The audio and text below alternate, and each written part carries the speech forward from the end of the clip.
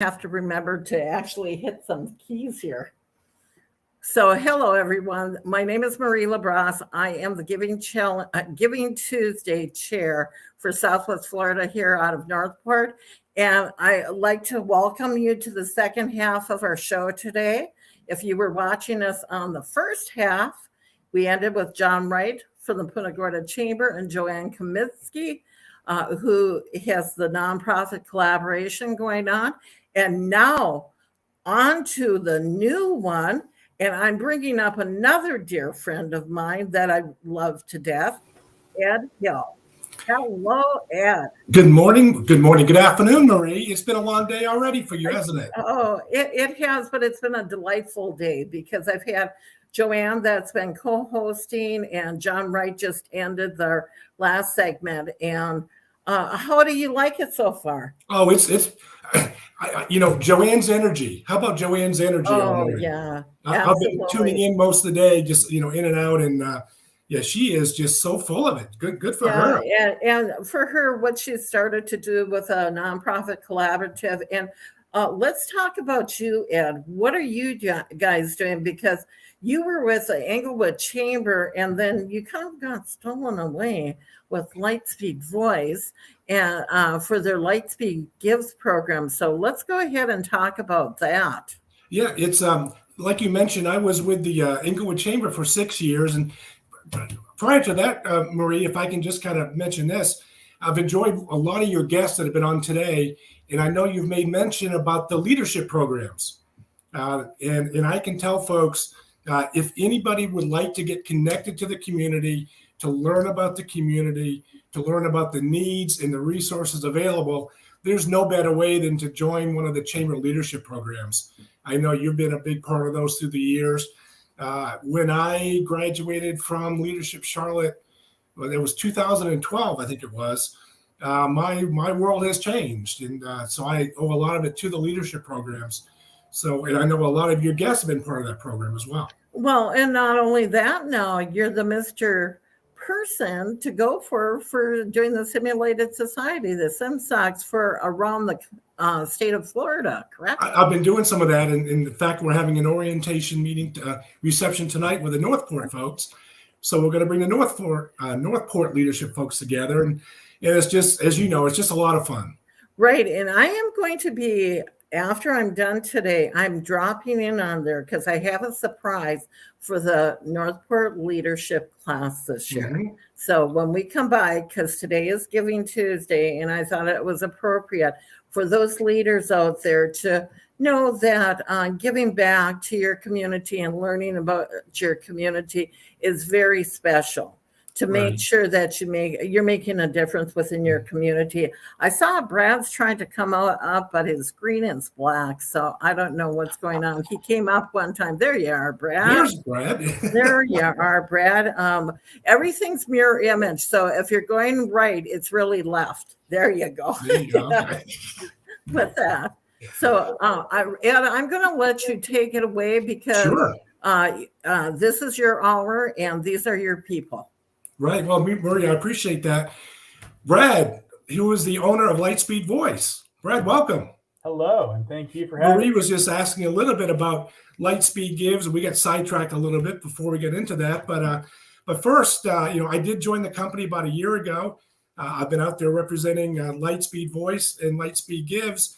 But Brad, I get asked a question almost every event I go to, and the question is, Lightspeed Voice, what do you guys do? So take it away. What does Lightspeed Voice do? Great question.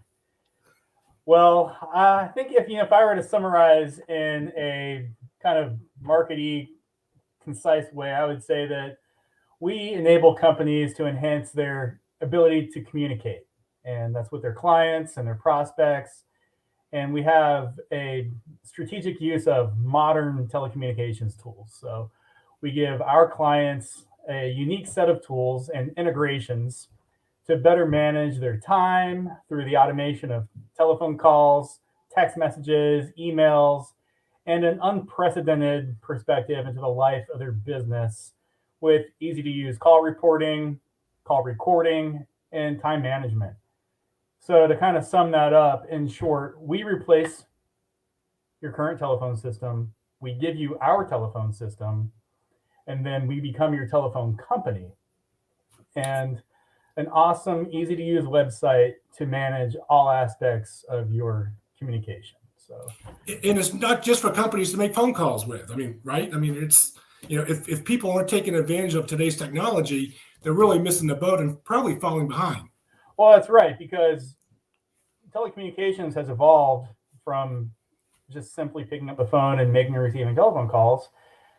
Telephones are over 100 years old, and technology has grown, and especially over the past 10 years, technology has just exploded, and there are new great ways for you to stay relevant to your clients. You mentioned your clients, Brad, and again, something that surprises folks sometimes is that Lightspeed Voice does business outside of Southwest Florida. Yeah.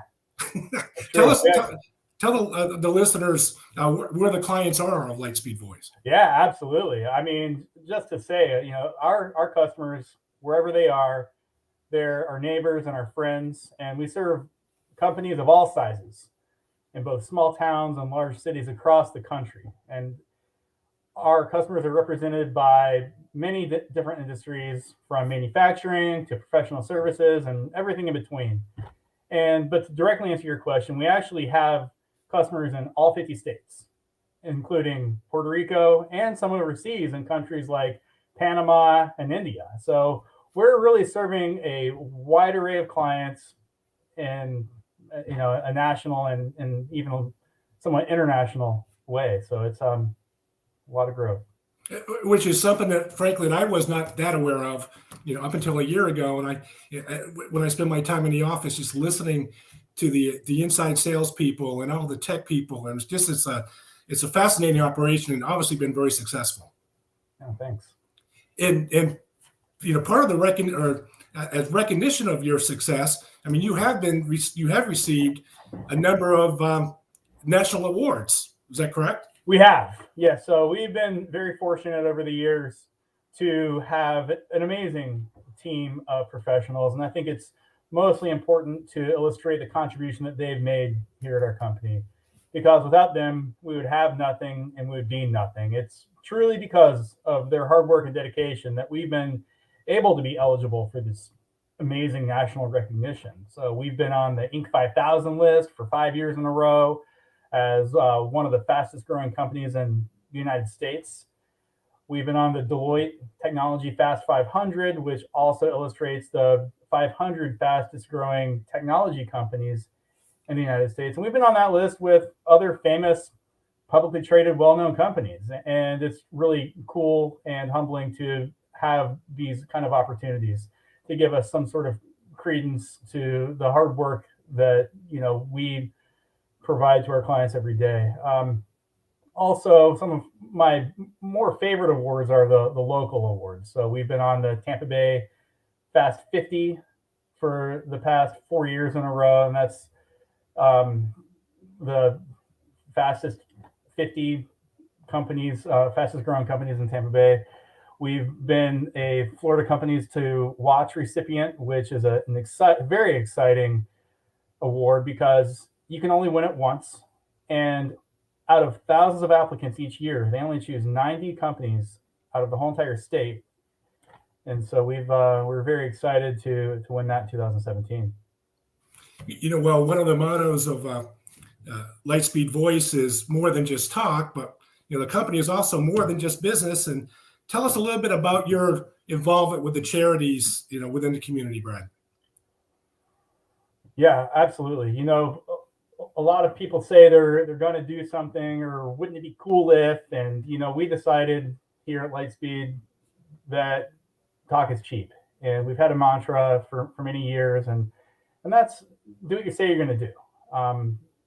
It kind of revolves around our perspective of customer service and making sure that we're giving our clients the over-the-top white glove service that many people just would never expect to receive from any type of company, let alone telecommunications. But we've wanted to create a better community for many years, but didn't really have the ability, financial ability to really accomplish that goal. And, with you coming on board with us, Ed, we've really been able to create that type of community involvement where we are able to identify other local charities and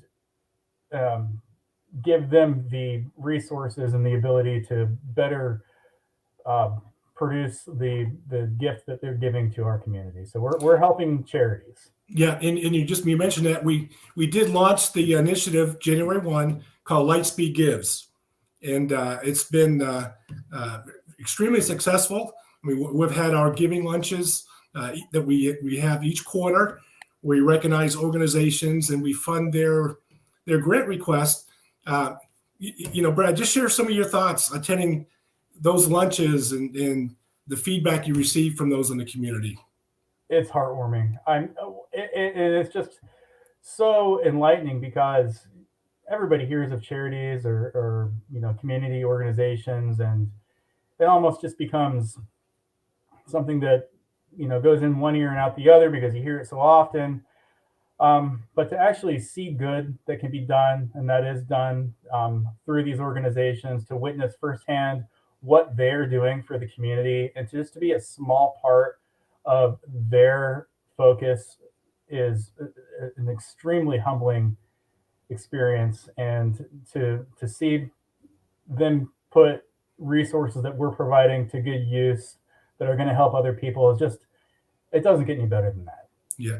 And we're going to have some of those organizations on here during this hour. So we're going to speak to them and get some of their feedback. And we're going to learn more about these organizations and how they're using the funds from Lightspeed Voice. And so Brad, we appreciate you coming on today and sharing some of your insights. I appreciate the opportunity to be representing the company and doing this. Thank you so much. And any parting thoughts, Brad? I love our community. What can I say? I love being a part of it. I love engaging in it. I love the people. And I really am grateful to be able to have a small hand in some of these great things. So thank you very much for letting me on the podcast today. Yeah, I am very grateful for what you've done for the community, Brad, because looking out and having Ed is a force anyhow.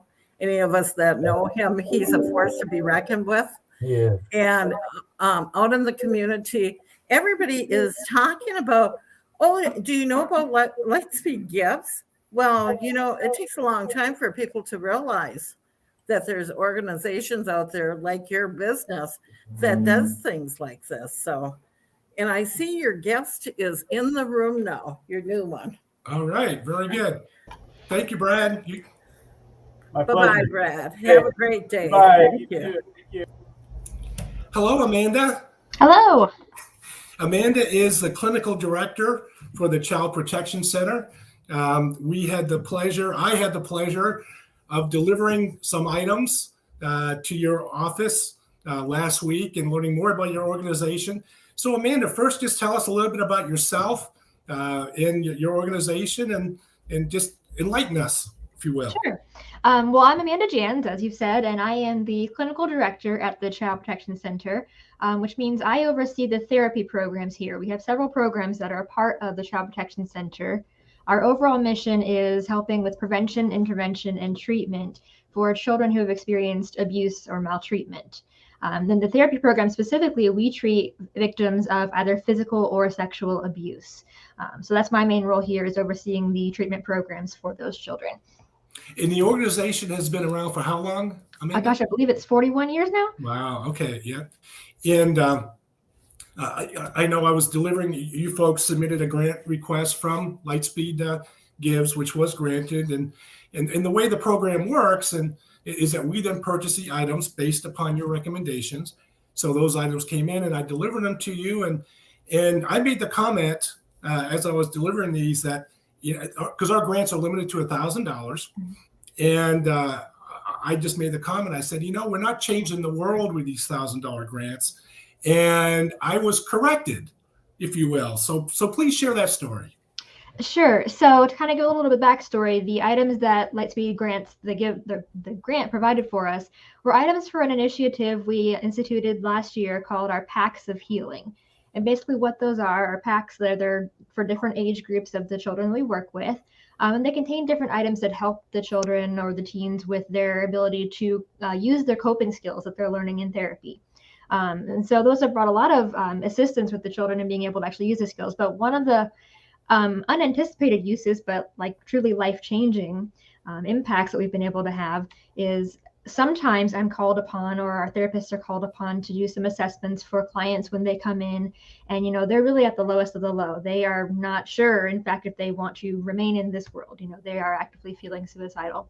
And so one thing that I had the experience of doing was meeting with a young teen who came in such a state, and I met with her and spoke with her and did some assessments with her.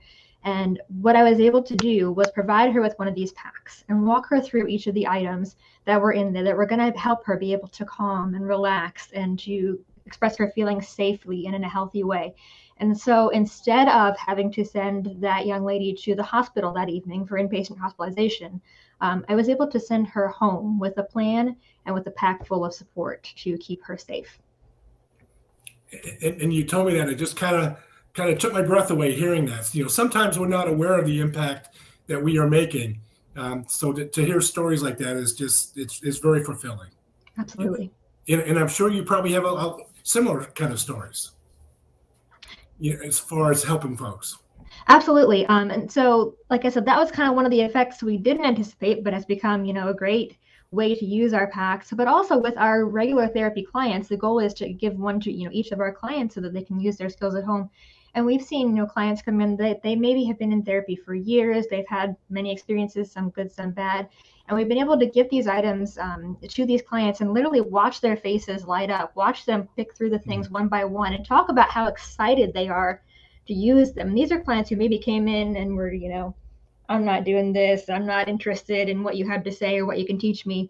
And all of a sudden they're engaged and they're ready to actually make some progress in their treatment.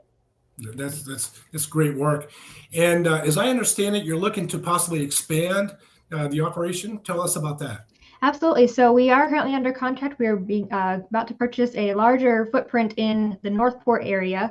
So currently we have a Northport office and a Venice office that are kind of temporary spaces, but they'll be combining into this one larger, better, more functional space for us. So we'll be able to really expand into South County because it is an extremely growing area of need for us. Right. So, this being Giving Tuesday, organizations like yourself are out there just kind of spreading the word and letting people know how they could possibly help. So what would your ask be? How can folks, they want to get involved with your organization, what are some things that you would like to appreciate? How can they help you? Again, we're doing all kinds of fundraising to be able to get that off the ground running, to get that new location up and running and get all of our services in place in there. We have on all of our kind of different departments have different wish lists and things. So if you go on our website, you can find multiple ways to give. We have wish lists, much like you guys use to purchase the items from the grant, that will tell you what specifically are things that our staff and our clients are in need of right now to help us do our work. What is your website? It's Child Protection Center. Actually, no. Okay, if you put it in the comments, we can bring it up on the screen for you. Sure. Let's see. Yeah, the comments, not the private chat. Oh. And I'm glad that you're bringing light to like child protective services about what they do out there, because a lot of times we're at a loss if we see some child that is in a situation. We don't know where to go sometimes to get them the help. So I'm grateful for you bringing on Child Protective Services. We really don't get an opportunity to sometimes interview people from them. Absolutely. And it's not letting me add anything in the comments, but I can tell you the website right now, or if one of you can add I'll put it in the private chat and I can copy and paste it. Yes. And Ed, Yes. I actually have your website that I'll be bringing up as people are coming in. If we don't get them coming in right away, we can talk about your website. Sure. How we can do that, because and one of the reasons too with Lightspeed Gives is about you. Your passion is out there. And as we're talking with Amanda here about Child Protective Services, what can people do to volunteer, Amanda? One of the biggest needs for volunteers is actually not in the therapy due to the confidentiality issues, but with the supervised visitation program that's a part of our organization. So that when families have been, have court orders in place for visiting, either one of their parents or caregivers, we definitely need volunteers to help us supervising those visits. Very good. No, Ed, this is your show. No, Marie, jump in anytime. You can feel free to change that hat anytime as well. Well, Marie, that's what I was doing. I was actually changing. I'm going to change a shirt pretty soon too. For those that know Marie, she has many hats. She's a lady of many hats. And I wear many hats as well as you do. And in case anybody doesn't know Ed Hill out here, and I don't know how well you know Ed, Amanda, he wears costumes. So I think for you, in case you ever need somebody that needs a costume, that comes dressed in a costume, Ed Hill is your man. Yeah. Wonderful. And he will even stand on a street corner and wave. I've been known to do that before. Yes, he has. And he has some wild costumes. If I can just, Amanda, you mentioned fundraiser. I know you folks do quite a few activities. And I'm asking this question without knowing the answer, which isn't the right thing to do, really. But is there something coming up sometime soon that you want to make folks aware about? I believe our next biggest fundraiser, which again, all the information you can find on our website that you guys will share, but our biggest fundraiser of the year usually is our Blue Ties and Butterflies event, which usually occurs in April. So that'll be our next big fundraising event. So we encourage folks, go to the website. It is cpcsarasota.org. Correct. Is that correct? Okay. Folks can go there, check things out. And it's not always about giving money. You mentioned volunteering. Folks can do that. A lot of times it's just a matter of time. They just need to be with somebody. So, Amanda, we so appreciate you taking time out of your busy schedule to join us today. Looking forward to hearing about other good stuff, other good things that you're doing. So thank you so much. Thank you so much for the opportunity. Absolutely. Where's Marie? Marie, you back there? Yeah, I am back here. Actually, I'm going to put us like this. Your other guest is not in the house, so we're going to talk about your website.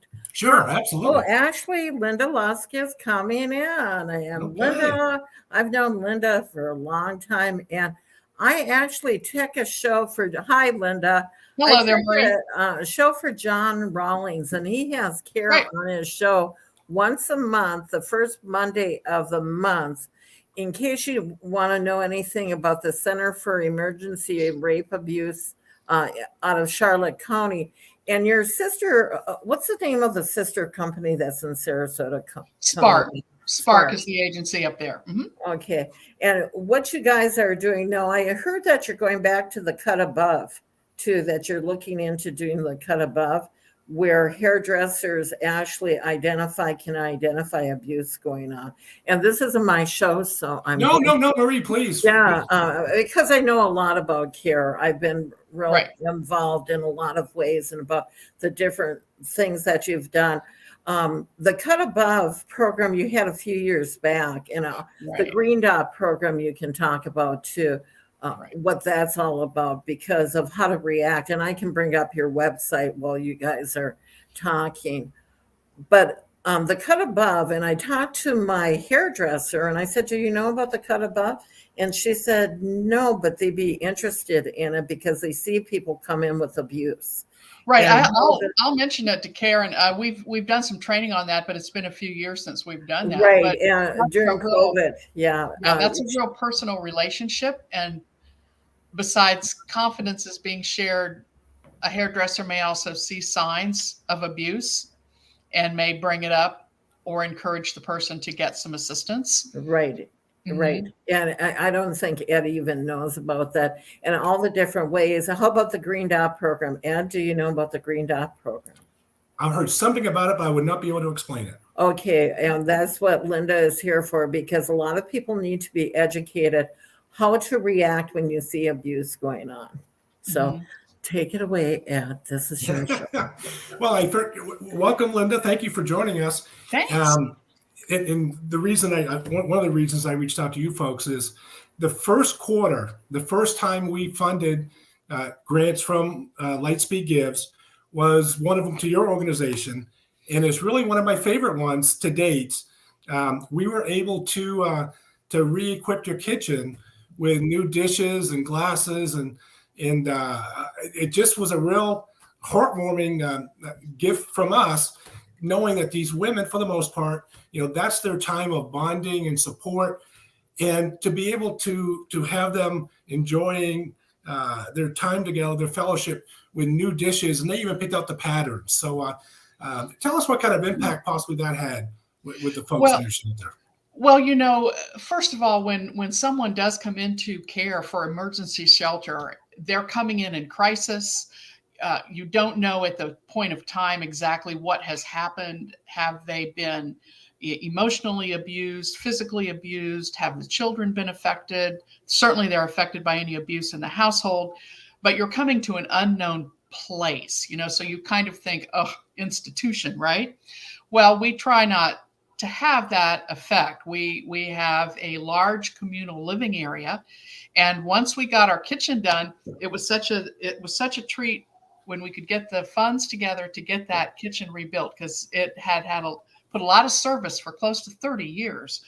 And to be able to get brand new dishes that match, that are attractive, you can sit down, whether there's one family or three, whether they're cooking together, however they do it.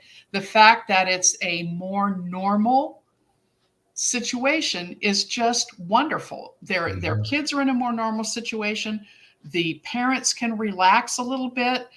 They can share the cooking chores, but to have a wonderful, and knowing that people in our community provide the items, whether it's dishware, silverware, cooking utensils, pots and pans, whatever it may be, the fact that they have something really nice that they can share with their families, it gets them back to a more normal feeling situation. And that is just worth everything. Well, I can tell you, I just was really pleased to see the folks that the staff members. Obviously, I was not did not come into contact with the residents there, but just to be able to be a part of that, and that's what we're trying to do at Lightspeed and Lightspeed Gives is look for opportunities like that. So we appreciate your folks taking the time to make us aware of that need.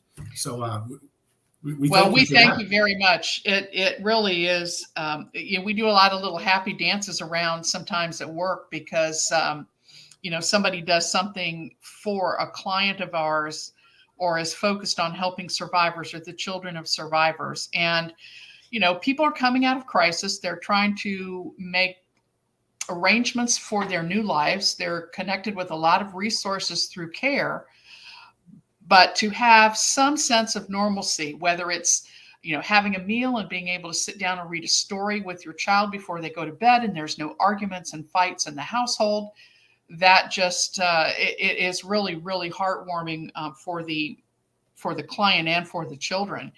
And we have a supply of kids books, and people bring us toys, and people bring us stuffed animals and dolls and things. And when kids leave, or it could be their favorite movie they get to watch, after dinner, the children and the family can take those items with them. If somebody becomes really really attached to a movie or a book or a toy, they get to take that with them. That we're not, you want them to have that sense of comfort going with them. So the people who are so generous to us in our community, we just really couldn't do what we do at CARE without the donations of the people who care about survivors.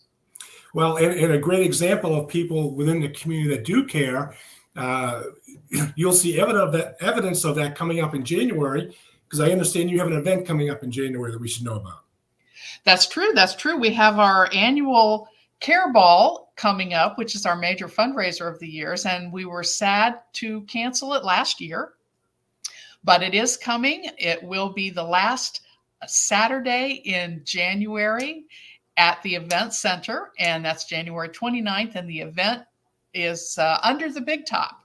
So we have a circus theme, and we're really looking forward to having people come back.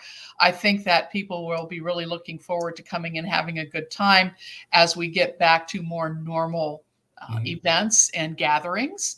And we always have a wonderful time. There's always a sit-down dinner.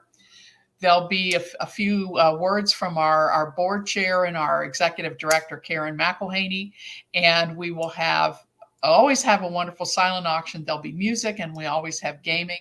So the folks who like to come and dance the night away, they'll have their opportunity, and the people that don't enjoy that so much, they can head into the gaming hall and have a great time there as well. There's obviously a lot of events within our community. It has been, like I said, I think a lot of people missed this last year. It's one of the best events around. So I encourage folks to go to your website, find out information about the event, buy tickets to the event. Are tickets on sale yet, Linda? Tickets are on sale, and you can get them on the website. And if people are interested in hosting a group, they can get their table set up. And if they pay for the table before December 31st, there's a discount on the ticket. So you can save a few dollars and fill up a table and come and have a great time. And all the while, we'll be able to take those funds and transfer them into needs for the survivors at CARE. And certainly, I'm sure in addition to tickets, there might be some sponsorship opportunities available for the event. Okay. Yes, the sponsorship information is available as well. And we are always very fortunate to have great support from our business community as well. Linda, would you talk about your reuse store? Because a lot of people give, especially during COVID, they were cleaning. They were doing a lot of cleaning and a lot of donations going out of their house into reuse places. But I don't know if a lot of people know about your stores. Right. The reuse stores, we have 2 locations, and they are at the Charlotte County Recycle Centers, one in Port Charlotte on Kenilworth Boulevard and one in Englewood off of Gulfstream. And at the reuse stores, people can take their household items that they no longer need or want and donate them. And part of what we do for the county is sort through things, and we try to eliminate what goes into the landfill. And the sellable items we sell at the reuse store for unrestricted funds that we can use for anything that our clients need. Now, the other thing that a reuse store is good for is when we have a person who's transitioning out of our shelter, or a person who is a client coming in for counseling and they need some things to set up a household, they can go shop, and they shop at the reuse store without money. They get a chit and they can get furniture, they can get household items, linens, they can get books, they can get appliances, they can get dishes, whatever is there that they need.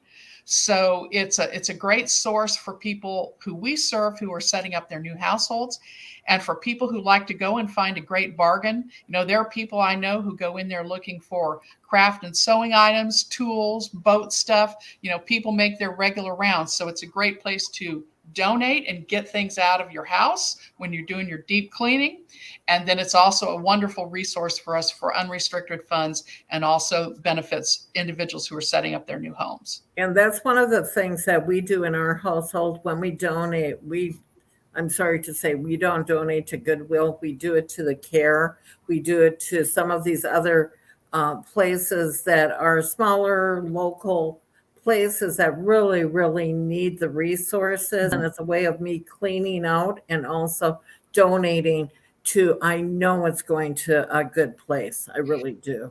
Well, thank you. And most of the time, the items are being used by someone in our county, in our community who live here. And so it really is a great local resource for individuals to get rid of things and to get things that they do need. And again, for those bargain hunters who are on the hunt for something special, they can find them. I've found a couple things there myself over the years that I'd searched for. And so you never know what those treasures are going to pop up, and you get to benefit from it. Do you want to tell Ed a little bit about the Green Dot program? Sure. Green Dot is a violence prevention training program, and it is a program that explains to individuals the concept of, when you're out and about and you see something happening that makes you feel funny, or you get that feeling where the hair on the back of your neck kind of pops up, you see something bad happening. It might be somebody having an argument in a parking lot. It could be someone berating their child. It could be someone physically going after someone. It could be someone, if you're out at a bar or a restaurant and you see somebody who's a little too friendly with someone who's had maybe an extra drink or two, and you want to do something, but it's not a great idea always to put yourself in the middle of a situation, but it allows you to identify what's going on and then make a decision. What are you willing to do? If I see some kind of a fight happening, say at the parking lot of a Walmart, pick up 911 and call and say, I want to report the situation. Someone's getting hurt, and let the professionals come in and take care of that.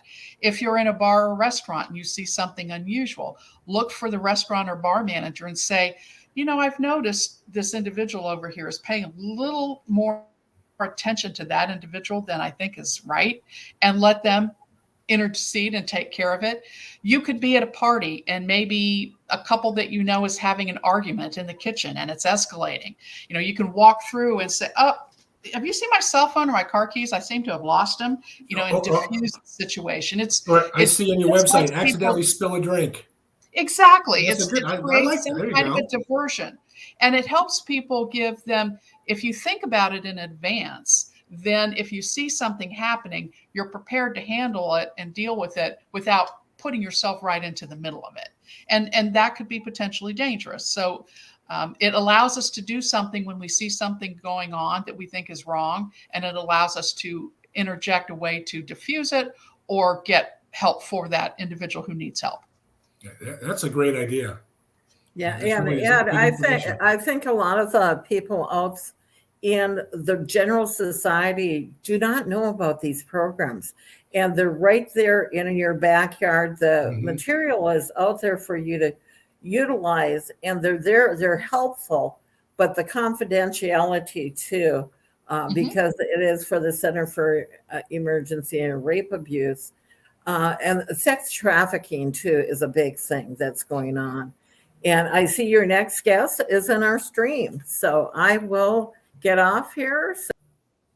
Well, Linda, I want to thank you. Thank you for coming on today, and keep up the good work at CARES. Well, thank you so much. And thank you to Lightspeed. We really, really appreciate your support and attention, and truly know that the individuals that are helped, they really are grateful, because they're setting a new life, and the fact that they have someone who helps give them hope, and they are looking forward to their futures. That's what your gift does. So thank you very much. Well, thank you.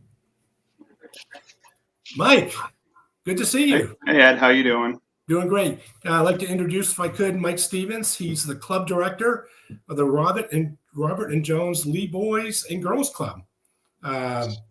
So, Mike, how long have you been there with that organization? I've been here just under 6 years, and I've been with Boys and Girls Clubs for going on 20 years now. So, all here in Florida? No. I'm originally from the New England area. So I worked at my hometown club in New Hampshire, and then I also worked in a club in Massachusetts. That's right. When Mike and I met when we were discussing a Lightspeed Gives grant as to where we were going to allocate the funds, and you did mention New Hampshire, and there's some folks out there that may know that I'm also from New Hampshire. So I cannot believe I did not remember that. So that's interesting. So, Mike, you folks submitted a grant request to Lightspeed Voice and Lightspeed Gives, and it was to help with the remodeling of your teen room. Can you tell us more about that? Yeah. With the teens, it's always a challenge to get them in and update what we have available for them. And with the grant that we received from Lightspeed, we were able to update our technology room in their space. We've had like the big 8-foot folding tables, and what we requested was some updated. It was kind of like writing tables that they can use with their computers. They can do their homework. It's actually kind of like a wood finish, and it looks really nice. We've got most of them put together, and once we get it all together, we're going to have you come on down. But you know, it looks really nice, and it kind of pops from, you know, with the wall colors, and it just you know, it's just something different, and they really need, you know, that little extra for the teens to make it their own. So, You know, I go back to when I was a teenager. It was many years ago. You wanted to be in the cool place, in the cool spot. So that's what you're creating, aren't you? so yeah, we're definitely trying to you know, make it more inviting for the teenagers to come, and you know, and also, you know, whether it's them doing their homework or just hanging out with their friends. It just, we want to make it a spot where they feel comfortable. We also, you know, tried to get their input on what they wanted in there. It wasn't just like, you know, these older people making decisions for them. You know, what do they want? And you know, they made their opinions known. So, Mike, during the course of a week or a month, how many teens are coming through that room and through your club? We have an average of about 15 to 20. You know, they come from Student Leadership Academy on the island in Venice, and also from Venice Middle. And we do have a handful of Venice High kids that come for some of our special programming. Now, you have quite a facility there in Venice, so you have kids of all ages. Is that correct?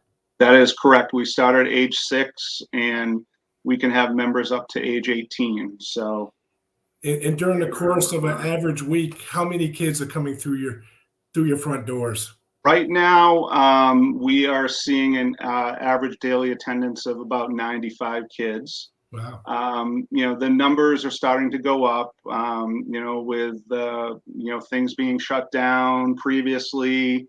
We're starting to get more and more people interested in coming back to the club. And so we are working our way up to what we were seeing pre-pandemic. You know, we were seeing about 130, 140 kids. So the numbers are starting to grow and grow, and we're starting to see, like I said, more interest in kids coming back to the club. So, and so, Mike, when they get there, what are some of the activities, some of the things that they're doing? You're able to provide them? Yeah, we have homework assistance, we have arts, we have technology, we have social recreation, which is our game rooms where, you know, ping pong, pool, foosball.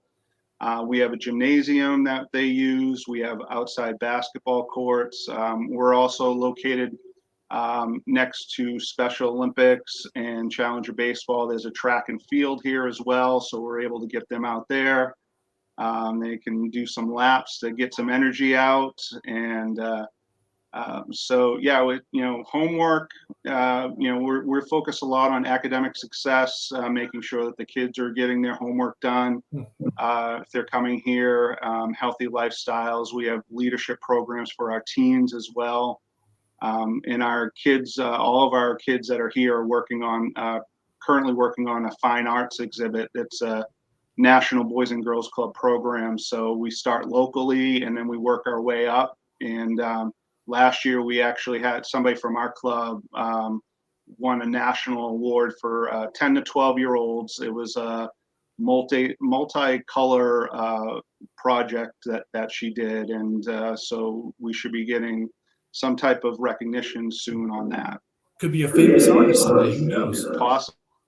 There's so many different famous people that have gone through Boys and Girls Club doors. You know, you see those commercials on, you know, baseball and different shows. You know that you know, Jennifer Lopez and Evander Holyfield, and you know, just the list goes on and on. So we could have somebody very famous in our midst. If somebody wanted to get involved with your club, Mike, what are some of the ways they could do so?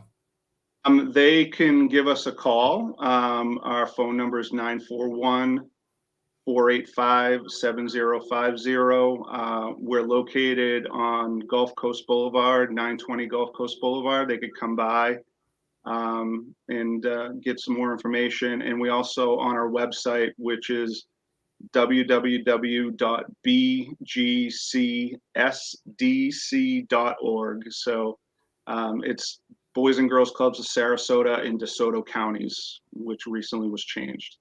Very good. Mike, are there any activities or fundraisers or anything else that you want to share with us that's on the horizon? Well, next week we have our annual holiday party. That is, it's what we do is we do a South County and a North County holiday party, and us in our Northport club, everybody comes here to our club in Venice, and the kids, there's games for them to play. There's bounce houses. Every child receives 2 gifts, and there's also a dinner provided by Boar's Head. So, they have a great time. Sometimes these may be the only gifts that some of these kids may be receiving.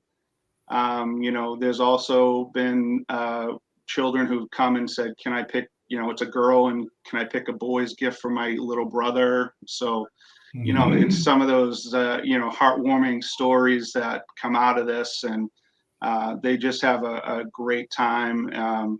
A couple years ago, we actually hosted the Arcadia Club, and they loved coming down here, and we loved having them. So, now, Mike, where do the gifts all come from?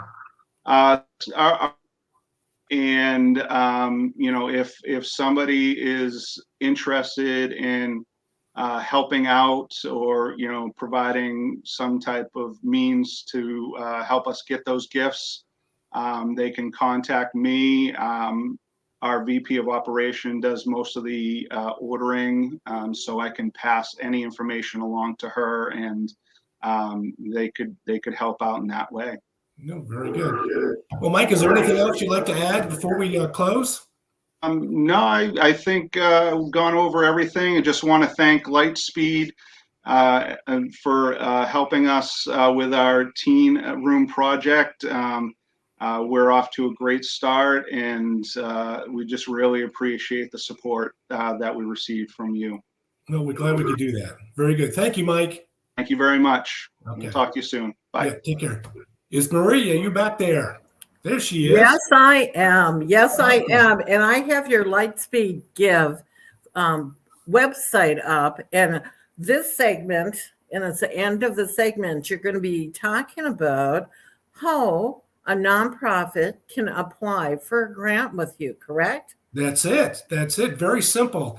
There were, people just saw 3 examples of grants that we did or requests that we funded here this year.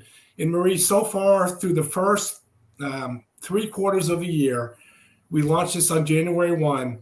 We have funded 28 grants, totaling almost $25,000. And if you scroll down on that website, that is the website, lightspeedgives.com. And if you scroll down to the bottom, Marie has control of the website. There we go. Just keep going and keep going and keep going. We'll come back to that one. Keep going down, if you will. Keep going. Keep going down. Down. Oh, there. There we go. There's pictures of folks. Okay. And then even further, there we go.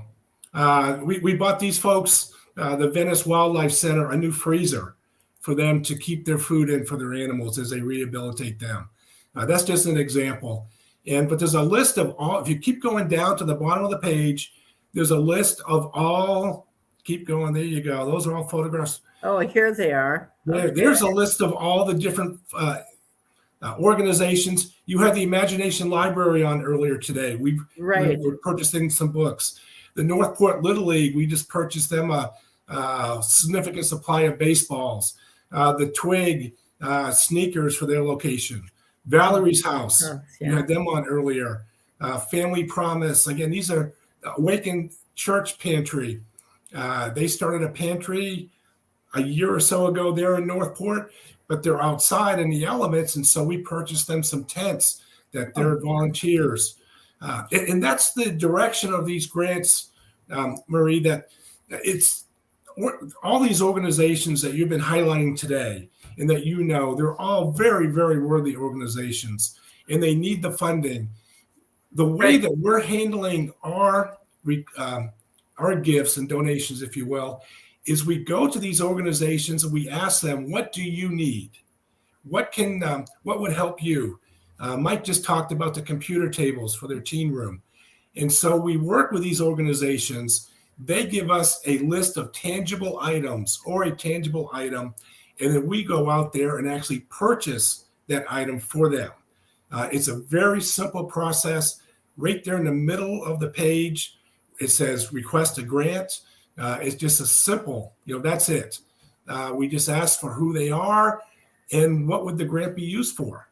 The Inglewood Little League was in desperate need of a pitching machine for their Little League program. So we purchased them a new pitching machine that will now be in use for the next 10 years. What a simple process to look at that. Because if anybody's dealt with nonprofits, a lot of times it's a lengthy process to do a grant. And yours is very simple. We had on the Heron Creek Foundations, theirs is pretty simple too. Pizza for a Cause that Boca Lupa, the Valentino boys do. That's simple. It looks pretty similar to yours. And Ed, I know that I was the first show you were ever on when you were doing, when you changed positions and you went with Lightspeed. And I was amazed because if anybody knows Ed out there, Ed's a dynamite and a force out with whatever community or whatever organization he's involved in. He goes in feet first. I mean, there's no holding this man back. And what you've done with Lightspeed Give, you're the talk out there. I mean, in fact, I see CJ's in the wings here, and I see Gary Butler's down there for the next people coming on. But when we're talking about this, CJ had said to me, Marie, do you know about this grant that you can get from Lightspeed Gives? And I go, yeah, I know, Ed. I know. I know about that. And, I'm with organizations. Is there a criteria? Is there anything that you're looking for? Because maybe, like I'm with the radio station, we're all volunteer. Right. But sometimes we don't apply for things, Ed, because we don't fall in a category that these grantors are doing. Also, I'm with on the board of the Northport Arts Center, and I see you did the Imagination Library, and that's for helping fund with books for children. Right. Yeah. Is there a criteria you're looking at out there when you have a committee? It's not just Ed looking at this. He has a committee. Yeah, the way this works, Marie, and I can say this, it's also evolving. We started this January 1. What we do is we receive these grants requests. Again, we encourage folks to go to the website, lightspeedgives.com. And the fourth quarter grant window closes on Friday, December 3rd. So people still have plenty of time. I've actually received, I think, 3 requests in today. So people are paying attention to your show. And so that's a good thing.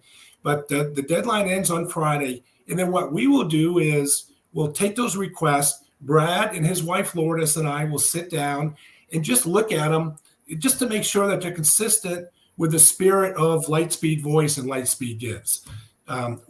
One of the things that we do get requests, and they're great causes, but $1,000 gift to $1 million capital gain campaign just isn't going to have that much big of an impact. And so, again, those are good causes, but that's not what we're about. So we'll look at it. And then once it passes the Brad and Lourdes in our initial test, if you will, we then hand off those requests to what we call a giving council, which is made up of individual collection of business owners, 4 or 5 business owners in a given community in which the grant request was made, and they prioritize those requests for us. So the very fair. Yeah, very fair. Yeah. The thought is business folks in Inglewood know best what they want what their community needs are. The same with Northport, the same with Venice. And we're reaching out more to Punta Gorda and up into Sarasota. And this will continue to expand, but the giving councils are the ones that prioritize, and we tend to follow their recommendations as to where the funds go. So that's the process. Right. And if people didn't come onto the show to begin with, when Brad was on, the owner of Lightspeed Voice, the employees are the ones that are donating to this. Right. They are. And it's the vision that Brad and Lourdes and the leadership of Lightspeed have is one thing, but to have all the employees be committed to this, and an example of their commitment, Marie, and an example of how this is expanding, as we speak. The meeting started at 2:30 at Lightspeed Voice in their conference room. There is a collection of Lightspeed employees that have now formed their own giving council, if you will. They're coming up with a new name, and they're going to be coming up with internal ideas on ways the employees can maybe volunteer, they can raise money, come up with their own initiatives separate from where we started. So it's really, that's leadership. That is leadership. Yeah. And it's led by the people actually within a community that have those leadership skills. Brad is a pure example of a business leader having his heart and leading by example and empowering his employees. Absolutely. To make a difference within their community. Mm-hmm. And just to give a shout out to anybody out there that does this, and we're not recognizing you here on the radio today or out in the community, we appreciate and value what you do for your community. It isn't, I apologize if somebody feels like they were slighted in that I reached out to many people.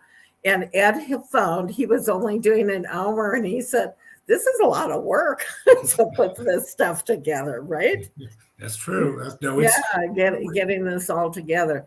And I want to say thank you for coming on with us today. I want to have you stay on just one sec as I bring on our next guest. And actually, I'm having CJ come on too as one of our co-hosts, and Dee Dee will be coming on too.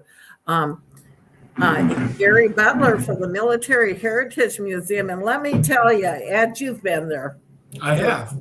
And right now, for anybody that has any inkling of doing anything in their life to entertain themselves, give a gift, the Military Heritage Museum at 900 West Marion Avenue. Is that Marion That's right. Avenue? And Punta Gorda is a place to go. Let me tell you, the Christmas decorations, which have been loaned to you from Dr. Klein, and you know Dr. Klein, Ed. Yeah, I do. And they're beautiful. It's just overwhelmingly beautiful there. And what Gary has accomplished there is just amazing. And his staff and his board. So I have to do a shout out there. Thank you, Ed, for coming on with us. And I didn't bring up CJ, but I'm bringing up CJ. She's one of our hosts she has a show called Making a Difference. And she has made a difference within our radio station. And this is actually going to be about Gary in the Military Heritage Museum. And we're going to let Gary take it away and talk to us. But thank you, Ed. I'll see you later. Absolutely. At Northport at Old World tonight, but it's a closed party. Yeah. Thank you so much, Marie. Great job. Okay, thank you. Talk to you later. Okay. Now we have, and we have Dee Dee in the room too. I have to see who's all in the room with us here.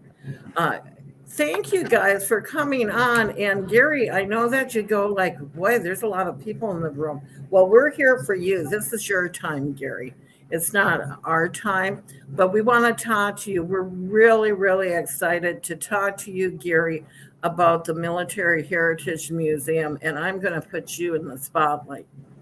There you go. There you are, Gary. And where are you at? Are you in your office or? I'm in my office. Nothing glamorous today. No, nothing. But I did get your emails with your pictures, Okay, And great. yeah, and that is actually, tell me a little bit about what's going on right now. What do you have coming up? Well, let me reframe something you said earlier about the, Gary and the museum.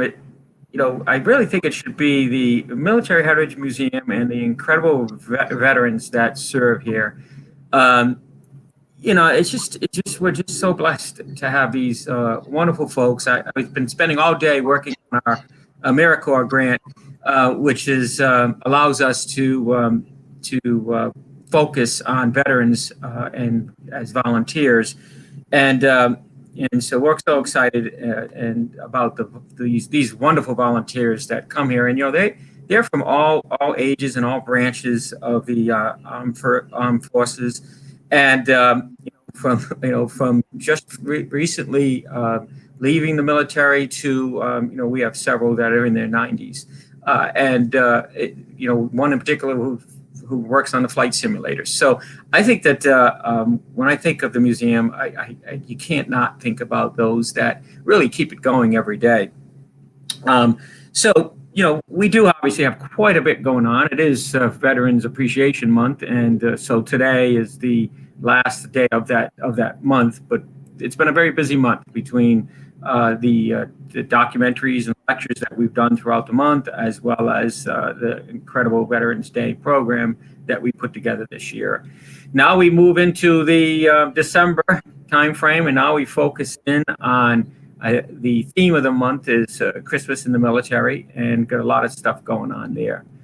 So why don't we, before we do this, I'm bringing up for those that are listening on radio, and just to let you know, Gary, Dee Dee is a co-host with me for one of my shows. We get 17,000 listeners to it. We were able to pull the numbers up, and my other show that you've been on, my sleuthing one, that gets 19,000 listeners on the average.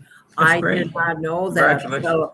So just to let you guys know, people really do listen to our radio. And I know that they're probably doing it more on broadband because we don't reach a real large area. But that's actually wonderful to know that people are out there listening to us. And we have viewers today watching us. In fact, Ed was saying that he's been watching on and off all day, and I know other people have.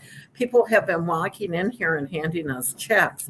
So let's talk a little bit about that too, Gary. How can you donate? Because don't you have a matching money today? Don't you have some matching money going on? No, not today. We are in conversation of receiving a large donation, which part of which will be a match, but it's not active yet. It's not active yet. Well, but we'll take the donations today. Yeah, and you have so much going on, but I wanted you to talk about the pictures that you had sent me that we're bringing up on the screen, so we can know what exactly we're looking at here. Okay, sure. So I think when I talk about the museum, I always try to phrase it around Military Heritage Museum. It's so much more than a museum. I think when we think of us, some of us will think of us what we were like in Fisherman's Village, very kind of two-dimensional type museum, a lot of static displays. But that's not what we have today. Here we've built a very modern 21st century, very interactive museum, but it's also got a lot of different experiences. So what you're going to see today is pictures that describe each experience. So you happen to pick the one that has to do with veterans, right? So an incredible experience that we offer is to connect our veterans with young people. In this particular case, we have several veterans that went to one of the local elementary schools. We have a partnership with the Charlotte County Public Schools, and provide volunteer veterans to go into the classroom and speak to the students about what it was like to serve in the military. It's actually part of a Florida state statute for education that young people and students today do get an opportunity to talk and have a conversation with veterans. So we do provide that. It's been obviously on hiatus for the pandemic, but it's live and ready to go. And part of this, what we call the History Academy, is all our youth programs. And what you see here is some young people from our day camp program, our inaugural day camp program last summer. We did 4 weeks of that. Several of these students were on scholarship. That we made sure that we could bring in a very diverse group of young people. But here they are sitting with one of the veterans here at the museum, Captain Aaron. They just had an incredible, wonderful time this summer. About 20 to 25 kids each week throughout the 4-week program. And first time, and it was just a real big hit, such a big hit that we now do mini camps during the month. One Saturday a month, we have history mini camp, and we put on some really unique, very different, and very interactive programs for these youth ages. Usually 5th grade to 8th grade is the range that we shoot for. And we also have been able to contract with teachers who have designed the entire lesson plans so that they are mirroring what they're learning in the classroom, and they are aligned with the Florida state statutes. So whatever we're teaching here when it comes to history, and most of it military history, is very much part of what they're trying to learn in the classroom today. And they're in the Gulf Theater, and the Gulf Theater is part of the Military Heritage Museum. And if you haven't been there, it holds what, 245 people. And CJ and Gary, interrupt me if I'm incorrect on any of this. And they have so many great events. I'll bring up the website as soon as we're done with these pictures so everybody can see. Now, what are we seeing here, Gary? So yeah, kind of if you zoom in there, that's one of our galleries. That's the we have 3 galleries that connect with each other. We actually have 6 galleries altogether.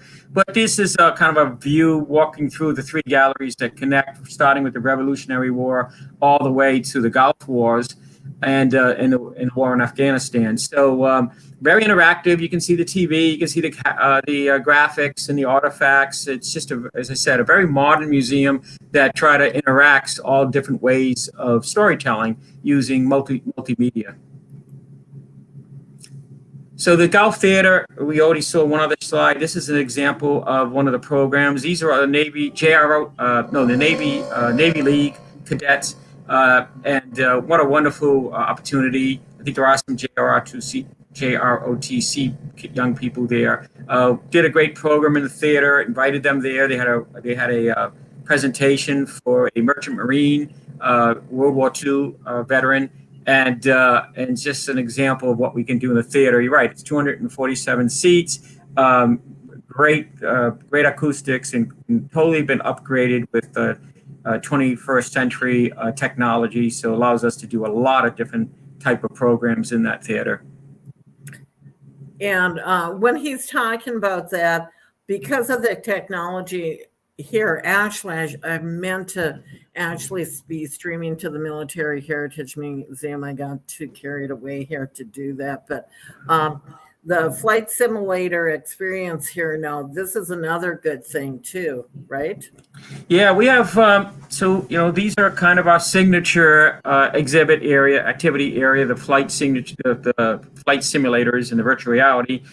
We have 4 of these major flight simulators with the cockpit chairs, and each one has a veteran. Most of them are former pilots that are helping and mentoring folks that come on these flight simulators. They start off with something simple like a Piper Cub, and then they move on to some of the military aircraft. But it's again, an incredible experience.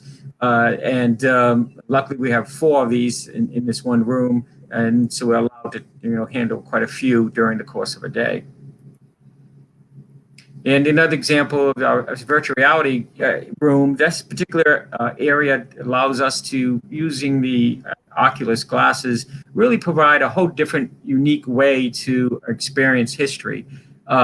You can wear these and take a parachute jump out of a plane and actually think you're falling, and you do it with the special forces. So it's not like you can scream. You have to act, like you're part of the special forces. And so there are several different type of experiences. There's one that takes you up to the International Space Station, and you crawl through the space station and have a sense of weightlessness. Another one gives you an opportunity to take command of a tank. And then there's a couple that are more educational. One takes you through the history of flight and all the way starting with the Wright brothers through again, the modern aircraft, and it's an incredible, really, really invigorating experience for that. So, Gary, has anybody gotten ill? Because on doing the virtual, because if it feels like your brain is thinking about that, has anybody got sick? no, I don't think so. I think some people like to sit down, especially for the parachute jump. But no, I think they've all pretty much said, "Wow, they go past my door." They CJ, get very excited about these activities. Yeah. CJ, unmute yourself. What? What have you heard of anybody getting ill?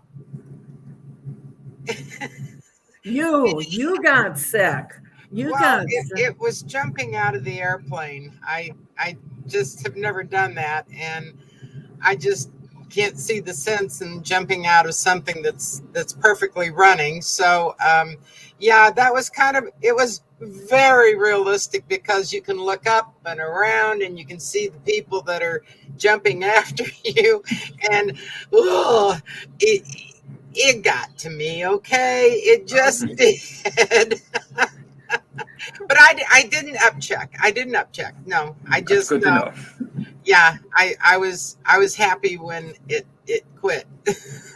when you were done with that. It's too real. It is just too real. Well, I know virtual reality has become a thing even in doing physical therapy. They have use virtual reality.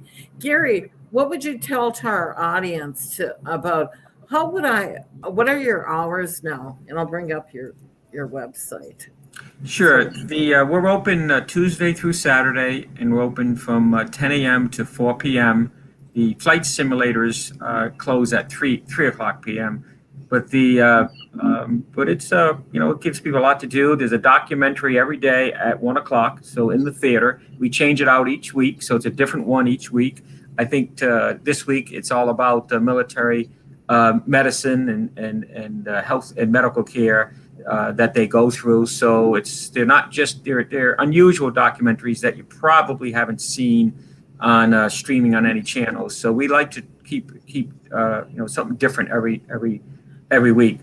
So and then so we're going to start cockpit tours for the Huey helicopters. We just started our first one last Saturday, and we'll be doing them each month, and they'll be posted on our website. But there'll be Saturday afternoons, typically from 11 to 3. Not every Saturday, but just 2 or 3 Saturdays a month. So we're looking forward to kicking them off starting in the next couple of weeks. And I want to really express to people and encourage them to buy a membership for the Military Heritage Museum, or go and donate or volunteer if you can. And I have a picture of the theater, the Gulf Theater right now, and they have a lot of great events coming up, and they always have something very interesting going on, and the theater is absolutely beautiful. And one of the things that they have coming up is little Iman Bisha, and she was originally from Northport. She has recently moved over to Cape Canaveral, but they have all these Christmas shows, and I guess your Bob Hope show's already sold out. And Iman sold out, and our Bob Hope show this Friday sold out, and so it's those that want to look for really some great entertainment, and these are really, really professional acts that come to the museum. We are hosting about 20 shows, and then we have our partners, other nonprofits that we bring in to show off their talent, and they utilize the theater as well. So it's a great thing. I think this is the theater that gives us a great opportunity to say, if you're looking at this, you're probably hopefully thinking, wow, this is something for the entire family at this museum. And that is what we designed it to be, was something that there was something going on for everybody in the family.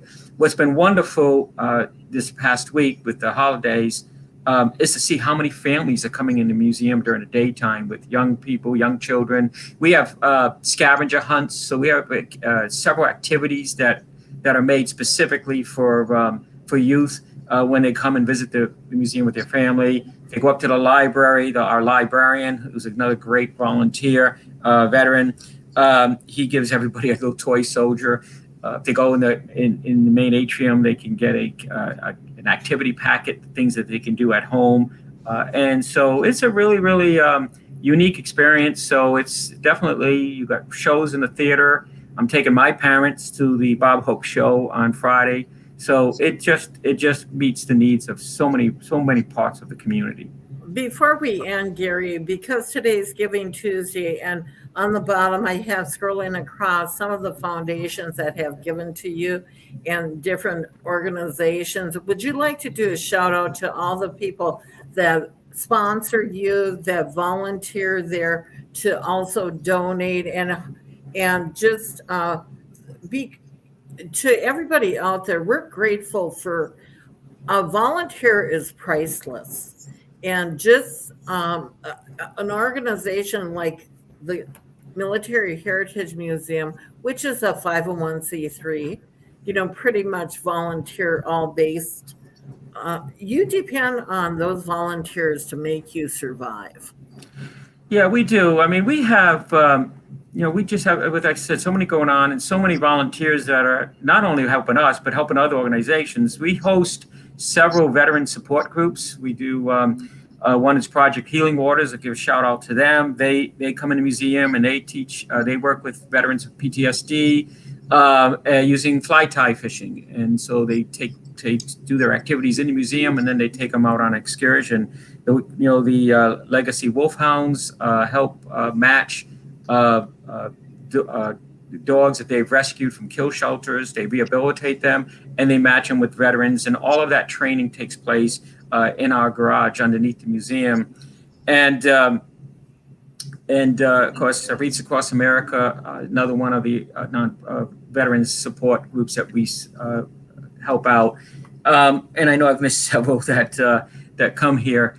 And I think that's what the shout out for me is, not only all those that support us financially and whether they're foundations or individuals, all of it goes to supporting either our youth programs, our veteran support programs, or our just our general gallery and activity programs for the community and for those that are visiting our community. Well, and this segues to our next guest, and I know he's sitting in the room. And Gary, just stay with us for a few minutes if you could. Sure. This is Philip Moore, who has developed the Art of War, and you're talking about PTSD and taking something like PTSD and developing learning through art to heal through art, and actually starting a scholarship program from that. So Philip, take it away. Yeah. So the Art of War came as basically a challenge for my wife. It's coming in a couple of steps. So the first step was to actually paint the paintings and have a show. Okay, the show was a great success on Veterans Day. We reached out to a lot of people in the community. They came and showed their support that night. Congressman Stubbe came by that afternoon and presented a flag that flew over the Capitol on November 2nd. So it was a really big deal. That show was a great success. Moving that show is going to be going to February 18th over to City Hall in Northport. So there's going to be a show there as well. So it's a traveling show. So if anybody missed it on Veterans Day, it's still on display at the Art Center here in Northport until the end of the year. So after that, it will be moving to City Hall, and we'll have a big reception for that on February 18th. Now, the second step to this was the calendar. So I took 12 prints of the 18. Wait, there's more. It's moving to the Military Heritage Museum in April. That was something that I personally didn't know was concretized, but yes. So, Gary, well, you're welcome. You're welcome to bring it here. Thank you. You're welcome to bring it here when it's available. So apparently, the Art of War will be down there in April as well. So it's definitely traveling, and I'm really grateful to bring it to so many folks. Different communities. And before you talk about the calendar, I just want the audience to know Philip served 3 tours in Iraq.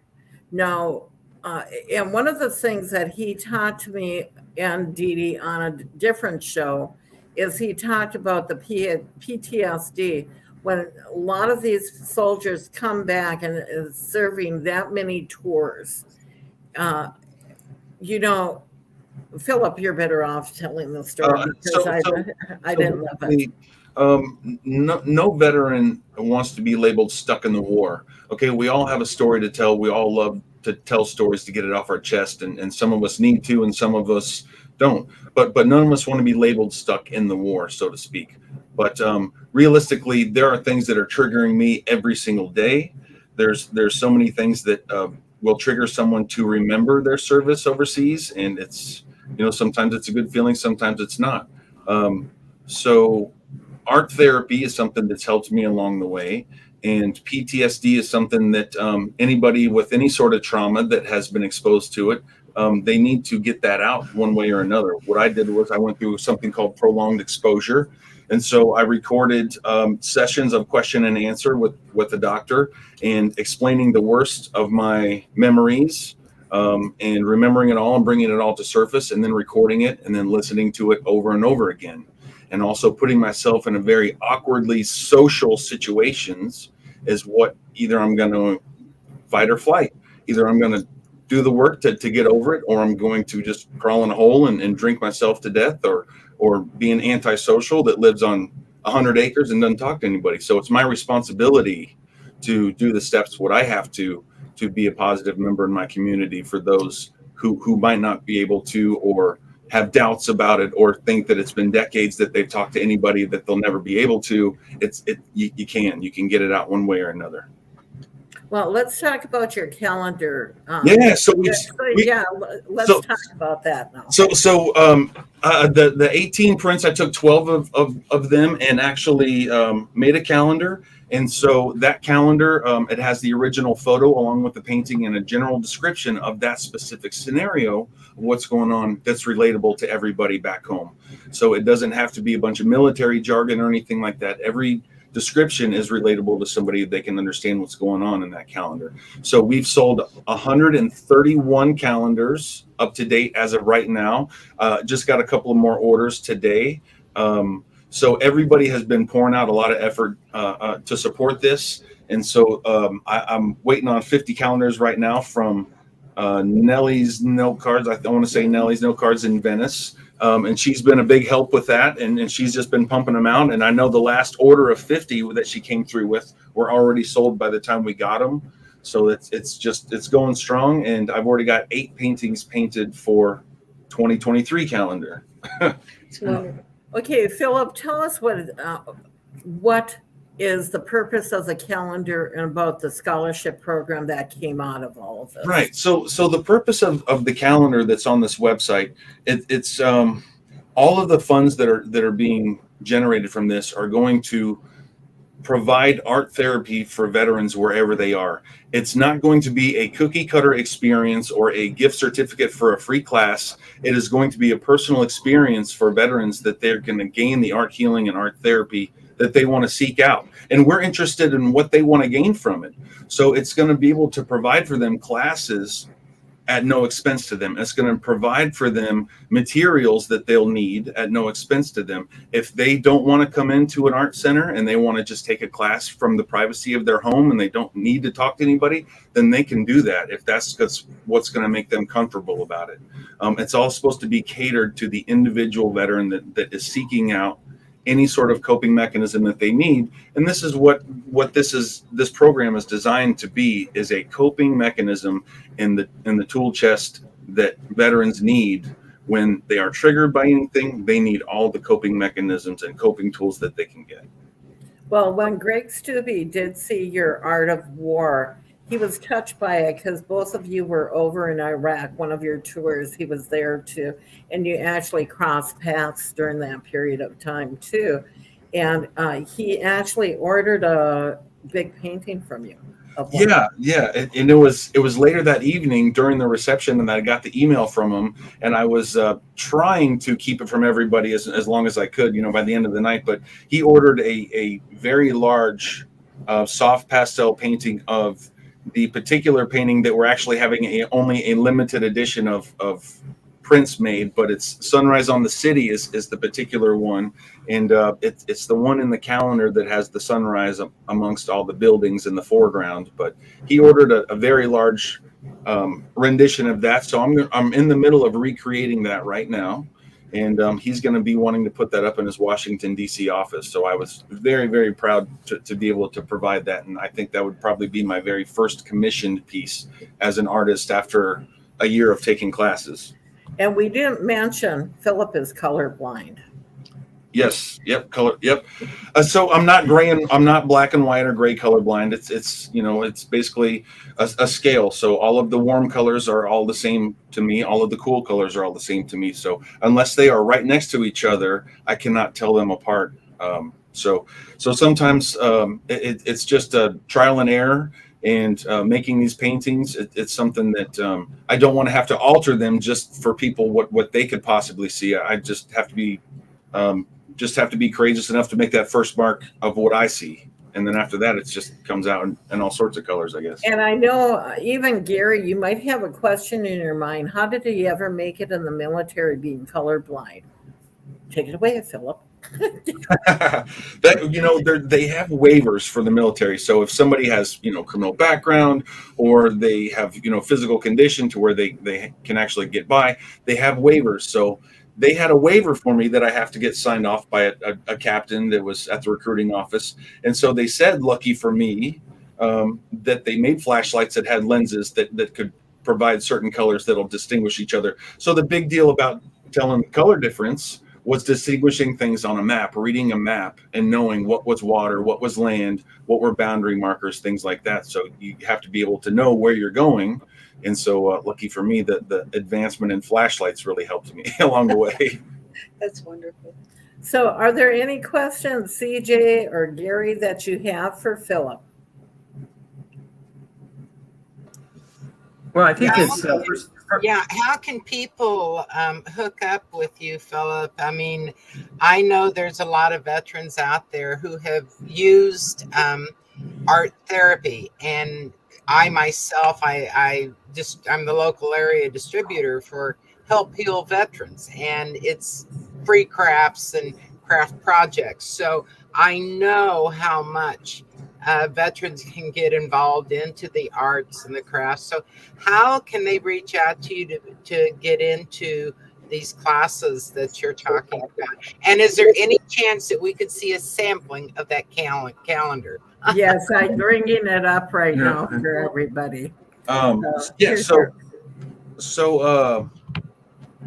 you can get a hold of this is the general website is through the Northport Art Center, northportartcenter.org /Art of War.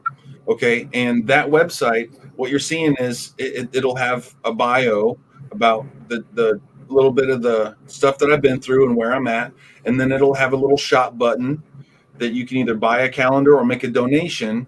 And then it scrolls through the updated events that have been taking place. So the most recent ones are at the top. Okay. And at the very bottom of the website, there's an application for veterans to be able to fill out to be recipients of this. We've developed a committee to go over applicants. We haven't had a whole lot of applicants, but we're definitely going to be starting to seek out folks that actually are seeking out therapy, as far as people that are already in groups, people that already are on chat rooms or things like that are coming out and actually talking about their service and feeling better about it. So it's something that we're seeking out people just as much as we are seeking out, people that are donating. We very much appreciate others helping us help others as well. And it's something that collectively we've all done as a big group. So the Northport Art Center website is where you can make a donation, you can buy a calendar, or you can actually fill out an application or get the application to a veteran. So. Okay.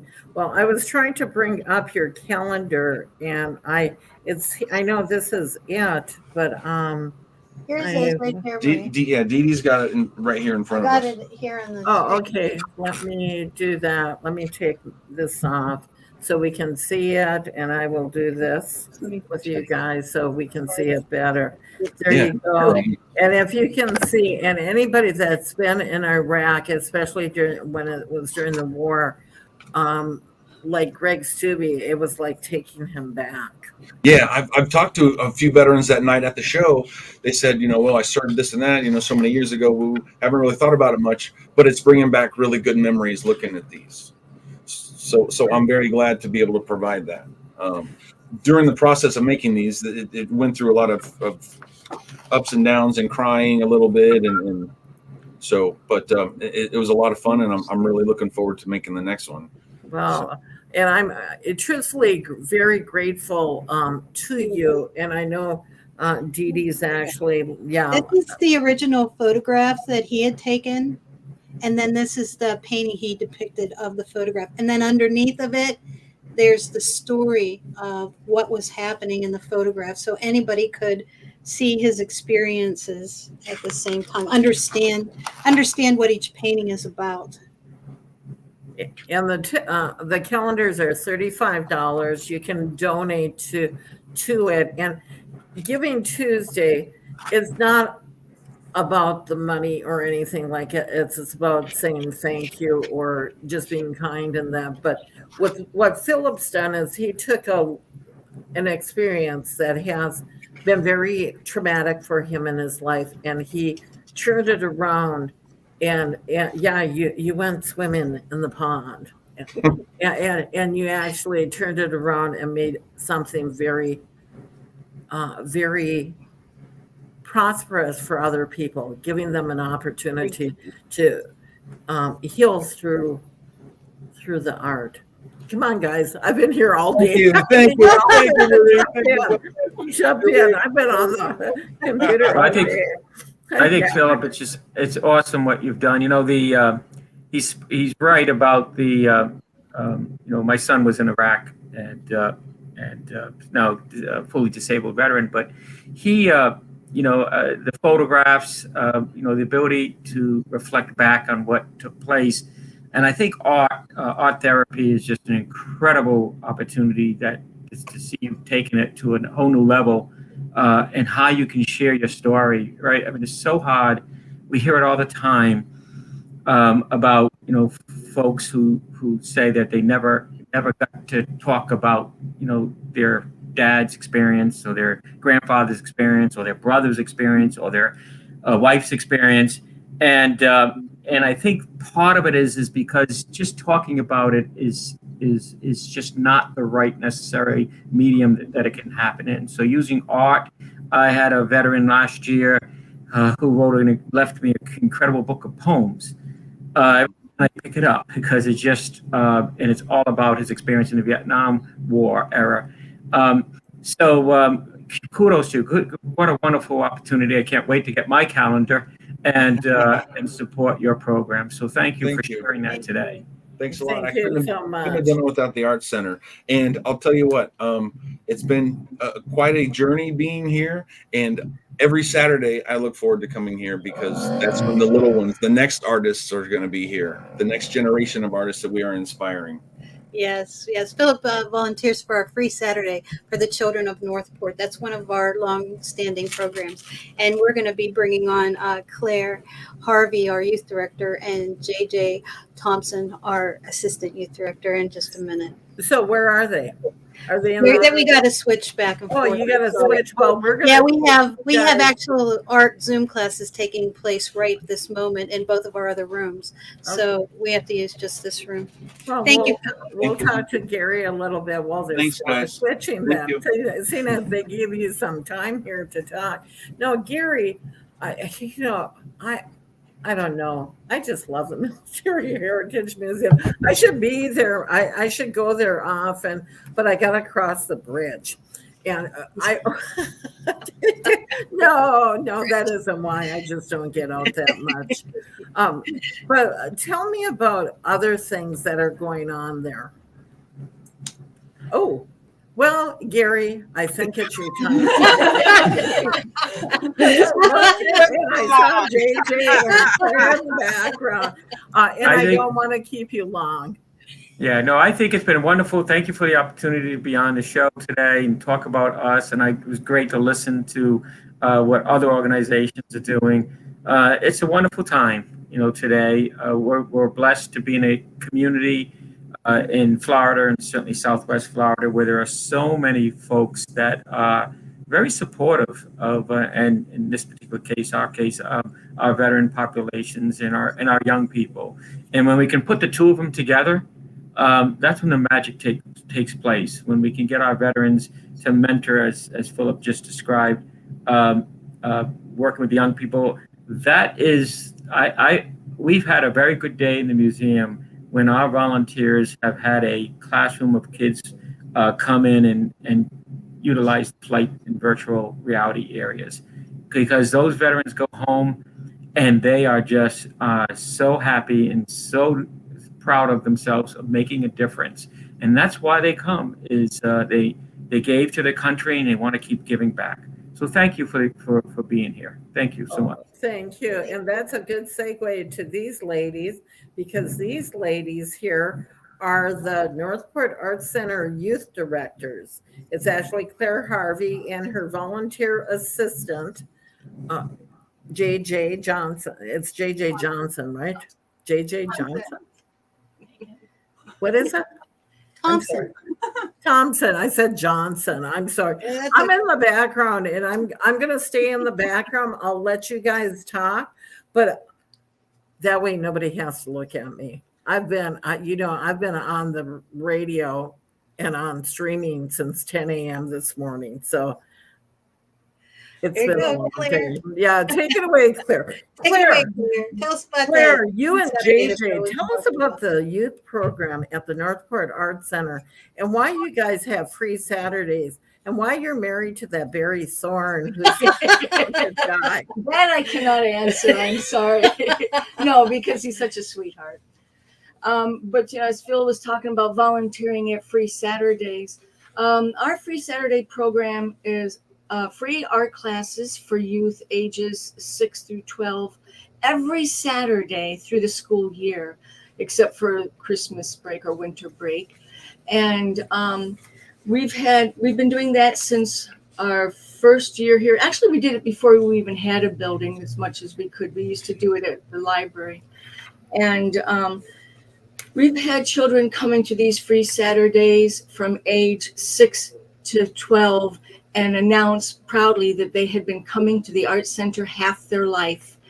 And many of them grow up to become volunteers. We have a healthy crowd of teenage volunteers that used to attend our free Saturdays. So it's a very community-based classroom environment and very nurturing for our community children. What are you, nervous out there? I'm looking at you, Claire. See, I know these people. That's why I can say that. Oh, man. Claire, and when I was saying about Barry, her husband that she's married to, he is so creative. And if you go to the Welland Park Welcome Center, the license plate, what do you call that? It's a metal sculpture. Yes, it's not a map, although it looks like a map because it's the United States, but it's the creative version in license plate medium. And it looks like the United States, and every one of the plates is from the state that represents the state that it's from. Now, JJ, let's talk about youth program, and a volunteer of the year is right there. Yes. I don't know if we have volunteer of the year at the Northport Arts Center, but I vote for you. you can declare it. I declared JJ the volunteer of the year, although the other volunteers would probably kill me. But JJ has been so instrumental in helping elevate and help you, correct, Claire? Oh, yes. And if you've been paying attention to us, perhaps online, or especially Facebook, you've probably noticed that we have just been going into third and fourth gear into the youth program, and that's with the wonderful help of JJ. Well, and let's talk about, this is a good segue, JJ. Let's talk about Kaleidoscope of the Arts, an intoxicating evening of discovery into the arts of Northport, because JJ is helping. If you go and buy a ticket, go to the Northport Arts Center website and purchase a ticket for that event. It's January 15th. When you're looking at a gift, whether you're looking, give an experience, give something that's memorable for somebody. We have too much stuff in our lives. And I think an experience like all the arts of Northport, we're getting all the performing arts and visual arts and literary arts together all in one night, that you can get a little bit of dabbling. And that JJ girl there is actually the girl that's going to be at the desk checking in people, and she's helping with table setting. So if you want to have anybody to talk to or to bribe, it'll be JJ. I'm sorry, I want to set this table. You promised. I promise. But one of the things I do want to mention to our audience is for that event, there's a lot of nonprofits, and the Rock Box is, I think, the only profit one that we have. Maybe the Come From Birds are considered profit too. But one of the things that I'd like to mention to people is if you're supporting some of these other organizations, there's a way that you can actually have them get some of the proceeds from that evening and that. And if you really want to know, reach out to me, Marie@kdwradio.com, and I'll tell you how to do that. But I'm not going to announce it on air because I don't want everybody rushing out and saying, Marie, how do we do this? JJ, what is your experience working with the children? And I know we're off. Steve Leclerc, I see you in the background. I know we have other people. I'm running late.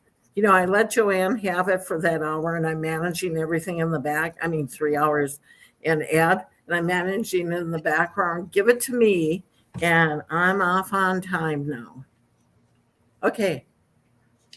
I think I lost the. No, we have actually people watching us. I did ask you. What's your? So what's the answer to your question? My question. Oh, my experience with the youth at the Art Center has been like none other. You're changing lives every day just by being here and allowing the kids to create. Being here during COVID makes it a little bit extra special because you're seeing the parents make a choice to have the kids get out of the house and create. And it's really going to be exciting in 15, 20 years when we see all the great things that these kids are making as adults. That's beautiful. And why did you get involved? JJ, why did you get involved? Well, I found the Art Center because my son started taking classes from that Mr. Barry Thorne. That Mr. Barry Thorne that is married to Claire Hart. That's the one. Yep. And when you did that, and both of them are very creative, can you imagine living in their house? That's actually where I live. I'm in the little corner right when you walk in. Oh, yeah. Are you the doorstop? Or you're the door opener, huh? Okay. Well, I wanted to say to you ladies, thank you. Do we have to have Karen and those guys come in here too now? No, that's okay. We'll kick them off. Okay. I want to bring Steve Leclerc out. And thank you, ladies, for anybody that's interested in taking any classes at the Northport Art Center. And truthfully, I sit on the board. I'm their fundraising chair now. Oh, Lord forbid. And for everybody out there, thank you for even thinking about giving to anybody today or even helping people. Or just go out and be kind. That's all you have to do. Be kind. If you just give of something that you have, kindness is one of them. And as you look at these ladies, there's a voice coming from behind the screen from them, so they don't have to look at me all the time. Let's bring up that Steve Leclerc. And Steve. Thank you. Steve. Oh, Steve, he has a bad internet connection. You should have gone over to the Northport Art Center, Steve. He still can. We'll bring him in. Oh, you know what? Let me see. I don't know what's going on with his stuff. I'm going to remove him. Well, Dee Dee. Oh, here comes other crazy. Steve's having internet problems, so we'll interview you two guys. Okay, so Oh, you know what? I kept it up as Philip Moore, The Art of War. So we're going to actually change that. Steve, I would suggest you go out and come back in. We can't bring you up. So go ahead and do that. So ladies, we're going to have an interview with you. Oh, Okay. yeah. Oh, Karen, you look Always- lovely. we would like I like to- your hair. Wow. No, this is, go ahead, introduce. That's okay. I just want to introduce our present president, which is Karen Stereo here at the Northport Arts Center, and our vice president, which will become our president in January, Dar Kramer. Both marvelous artists, both passionate about bringing art to our community. Well, you know, it's really nice to know them. And I just changed the president, vice president. That works. Okay, You think I've been drinking today? Hi, Marie. I've just been on so long. It's a marathon show, let me tell you. But I want to talk to you ladies right now. Steve, you're coming in okay there. I'm going to kick you off out of the other one. We'll see if we can kick you out of the studio. There he is. Okay. We'll be to you in a minute, Steve.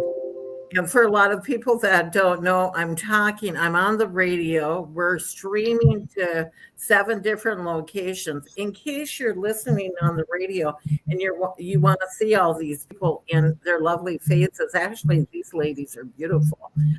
You can go to the Facebook page of WKDW 97.5, the Giving Tuesday Southwest Florida Facebook page. You can go to Northport Art Center. You can go to my own personal page in case you really care. And then to YouTube, the WKDW 97.5, my own personal YouTube page, and my own Twitter account. Who am I? I'm Marie Stanich Labras on some of them, and Marie C. Labras and whatever. So you can find me out there. You can watch us in person. Okay, now I'm going to talk to these guys that are pretending that they're president and vice president. No, they're actually making a difference at the Northport Arts Center, making a difference in people's lives here. And I want to address it with you. So tell us a little bit about why people should come to the Arts Center. Well, let me start by telling you what our mission is. And this is a written mission that we came up with because this is in our hearts, what we feel this art center should provide. Igniting inner emotion and outward excitement for the arts, promoting cultural development and sharing the healing power of self-expression through art, exhibition, and education. And so along with a lot of classes that we have here, both for our youth and for adults, we offer a lot of other support for our community. And Karen has a couple of specific things that she's going to talk about, and I'll jump in later if you need to talk to me anymore. Okay. Well, we've done the Art of War, and we've done the youth and the developmental challenged people. We have other people, other groups that would love to be part of the Art Center, to be part of having classes that are also nonprofits. We've got Valerie who has children that are grieving a parent or a loved one that we've done a paint party with, and they would like to do more. And we will be segueing into Steve Leclerc from Micah's Mission, which is another group that we're hoping to work with. But unfortunately, at this point in time, the funds are not there. So that's what our goal is to raise funds to accommodate all these new groups that need art therapy to experience the healing power of art in their lives in whatever way that they can. And a lot of these kids, especially, and adults, express themselves on paper, you know, whether it's drawing or painting or writing, whatever it is that will help them is what we would like to be able to do. And in order to do that, of course, we need the funding. We are a 501c3 nonprofit. And, the monies that we raise, not only help pay our bills, but will enable us to reach out further into our community, which there is so much need out there. We're surprised at the calls that we get on a daily basis for different things where people would like to come in. We have seniors, widows and widowers that have nowhere to go or nothing to do, and we would love to accommodate as many people as we can. We're a little art center, but we're mighty, and whatever people can do to help us, we appreciate. And you can go to their Facebook page, Northport Art Center, Northport Art Center, the Facebook page, and you can actually click on the donate button. There's a fundraiser going on there. If you go to, I think Steve's is Hope for Northport, he'll be coming up. We'll be bringing him up. And because I'm involved with the Northport Art Center and all the different things that are going on there, they do so much in the community, and they never say no to people. And the thing is they sometimes have to, and to be able to do these programs, you do have to say, we can't afford it, and we need the community's help to be able to do this. With that segue, Steve's still walking around in the background. I think he's trying to get a good place. Yeah. And you guys are you in your office, Dee Dee? Yes. Yeah. So they have a tech computer in there because we're hard. Yeah. So they can see him in the background, which we call backstage here. And one of the things that I want people to realize is Giving Tuesday, again, is not about money. A lot of people do think that it's about money, but it's not about money. It's about giving of the things that you have to give. And a lot of times it may not be money. It could be that you have many different hats that you wear. Well, you're the queen of the different hats in all of our communities. So I have this is my art hat. Yes. And I want people to realize that you have different gifts in life. Each person has a gift to give. And you may not think that you're gifted, but you know what? These guys think that you're gifted. You have gifts. They've seen me do artwork. It is not a pretty sight. That is not my gift. I don't even know how I'm on an art board. It's your hats. You're selling yourself short there, Marie. Well, let's see if Steve is ready to bring in, because we're going to talk about the program. There he is. I'm ready.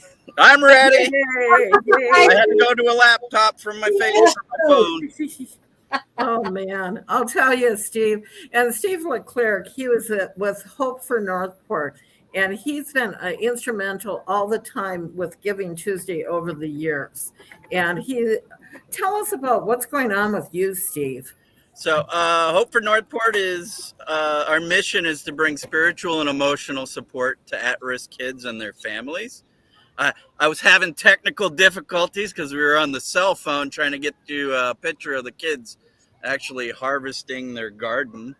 Oh. They're actually harvesting the garden. We have cucumbers that we're going to turn into some pickles. So, we are seeking to impact the lives through reaching the families with relationships with kids who might typically have a hard time in a regular, great setting of some of our programs out there. They might be struggling with lives at home or in school. So we bring conflict resolution, character development, and volunteerism to the children. And we got our next crew coming out to do some harvesting. So we seek to do that through a stream curriculum, which is science, technology, religion, engineering, arts, and math. So the things that we've been able to overcome in a very short time is allow for parents to be employed, allow children to be able to process loss in their lives, allow children to walk through some trauma and tragedies that they might be dealing with. So we're fortunate to have the great support of other organizations like Habitat, who's come alongside to help out our kids for this Christmas. If you go on our website, hopefornp.org, you'll actually see a link where you can sponsor one of our kids. Hi, Miss Kim. Say hi to the world. You're talking to the world literally on Giving Tuesday. Miss Kim is one of our parents of Jackson and Harper. Very rambunctious, awesome kids who just have a passion to not only make a difference in their lives, but the lives of the kids around them. So currently we have our partnership with the Louis and Gloria Flanzer Philanthropic Foundation, who is matching donations from $5 to $500. I'll tell you, man. You see in amongst them. You are live, Jackson. I hope I didn't lose anybody. If I did, you guys are probably talk to me. But so we're here to actually do daily activities. Today's activity was a group STEM activity, harvesting the garden, and we're going to be working on character development. This month is our fellowship for Christmas, and we do educational support and resource referral for the family members that are in need of it. And I have no clue if I'm still in your show, but my screen says you can hear me. My connection says you can hear me, but I can't hear you. We're here, Steve. We're enjoying you. Actually, you can interject at any time. So we're blessed, not only with these beautiful facilities that New Hope Community Church has allowed us to utilize. But, you know, when I spoke to everybody last year on Giving Tuesday about the direction we were going, we had no clue how we were going to get the kids here. And if you saw in the background, we have the usage of a van from Lighthouse Community Church or Lighthouse Baptist Church that actually has allowed us to remove that transportation barrier to all these families so that we can get them here every afternoon. We're currently at 15 children, which is great. I know it doesn't seem like a lot, but when we're working on conflict resolution, as you saw, we had four volunteers here today. So that allows us to peel off and do small groups and address any issues that might be coming up. We really thought we were in the beginning going to be able to have the parents come in and afford our small tuition. And we had to come to our board and our donors, and we realized that a lot of our family members, they couldn't even afford the little bit that we were looking to charge. So we started Micah's Mission Scholarship Fund, which has allowed for us to remove that financial barrier to all these kids. And so they're able to come in on scholarship. Their scholarship requirement is to meet with my resource team, is to attend our education. There the lovely ladies are. And just to be participating in the program and what we offer. So our goal really is to walk with these families that we used to serve in our other great big outreaches and be intentional on equipping them to be able to be active, productive members of the community that they're in. So I'm gracious to have many relationships like the Art Center, WKDW, Habitat, DeFi, you name it. We go long and far to be able to advocate for all these families that we're looking to walk alongside with. So our big push right now is we do have a goal out there to raise $20,000 between now and the end of December, because we know we have to remove that barrier to continue to allow not only these students to attend, but we actually have wait lists at 3 schools of families that are in need of the program. So we need to be able to accommodate that. So part of the barriers are transportation and making sure we have adequate volunteers and staffing. You know, like every organization, you know, if I'm not the spot for you, there are many great out there, but if you have time or talent that you have to share, please do so. There's many of our organizations out there that can benefit just from an hour a week or 2 hours a month. Right now, we're actively seeking administrative assistance. We're looking for individuals who want to help us transport the children. And I want to give you saw my wife in the beginning walk up there. She's such a blessing to myself and the community. I want to get somebody to come alongside her as her assistant director so that she can help us get ready for the expansion of reaching more children and more schools in our area. Well, I'm bringing up on the screen, and you have the information here. If you want to volunteer, go to visit mp.org, and I have it up on the screen. Go ahead, right up here. It does say donate my gift of hope, and yes. Your mission, your programs, your donor partners, and looking at the donor partners, let's talk a little bit about doing a shout out to those. Oh, yeah. Our giving circle people, Connie Uvis. We also have Susan Mashad. We have Support After Abortion, who stepped up to be supportive of us. We have a couple of anonymous donors that want to also, they want to be part of the giving circle, which is those who are donating larger amounts. They get invited to our annual event and participate in that. We have our event coming up. We've moved it to March so that we can accommodate our northern supporters, and you'll see Support After Abortion and Keith and Patricia Mulcathan from Gulf Shores Realty are the title sponsors for that event. It's Heroes for Hope. So as we have our initial fundraising event, we don't want to just ask people to come and show up. We want to actually recognize those individuals that are making an impact in our community, whether they be from Sarasota County or Charlotte County, because we know Northport bleeds both areas. So we know there are many people within this geographical region that are gone unrecognized. We want to go out and give them the recognition that they deserve. And, I look forward to it. For those of you who want to know more, I would encourage you to show up if you want the story of how we named Micah's mission. I know I've shared it with you ladies. I'll bring the Kleenex next time, but I really see, as you saw the kids behind me, I saw Micah's spirit just this last quarter come alive as we were making impacts in lives of kids who otherwise had some, barriers that they were trying to overcome. Well, Steve, let's talk about the art program that you want to do at the Northport Art Center with these kids, because I know that we need funding for that. Yes. And that's one of the things. And this is where in fact, I don't have Dee Dee's name up there, but Dee Dee goes in. Raise your hand, Dee Dee, so everybody can see her. Yeah, she's the executive director of the Northport Art Center, and she's also a co-host with me on Kaleidoscope of the Arts, one of my radio shows, she's my co-host, so we're partners in crime.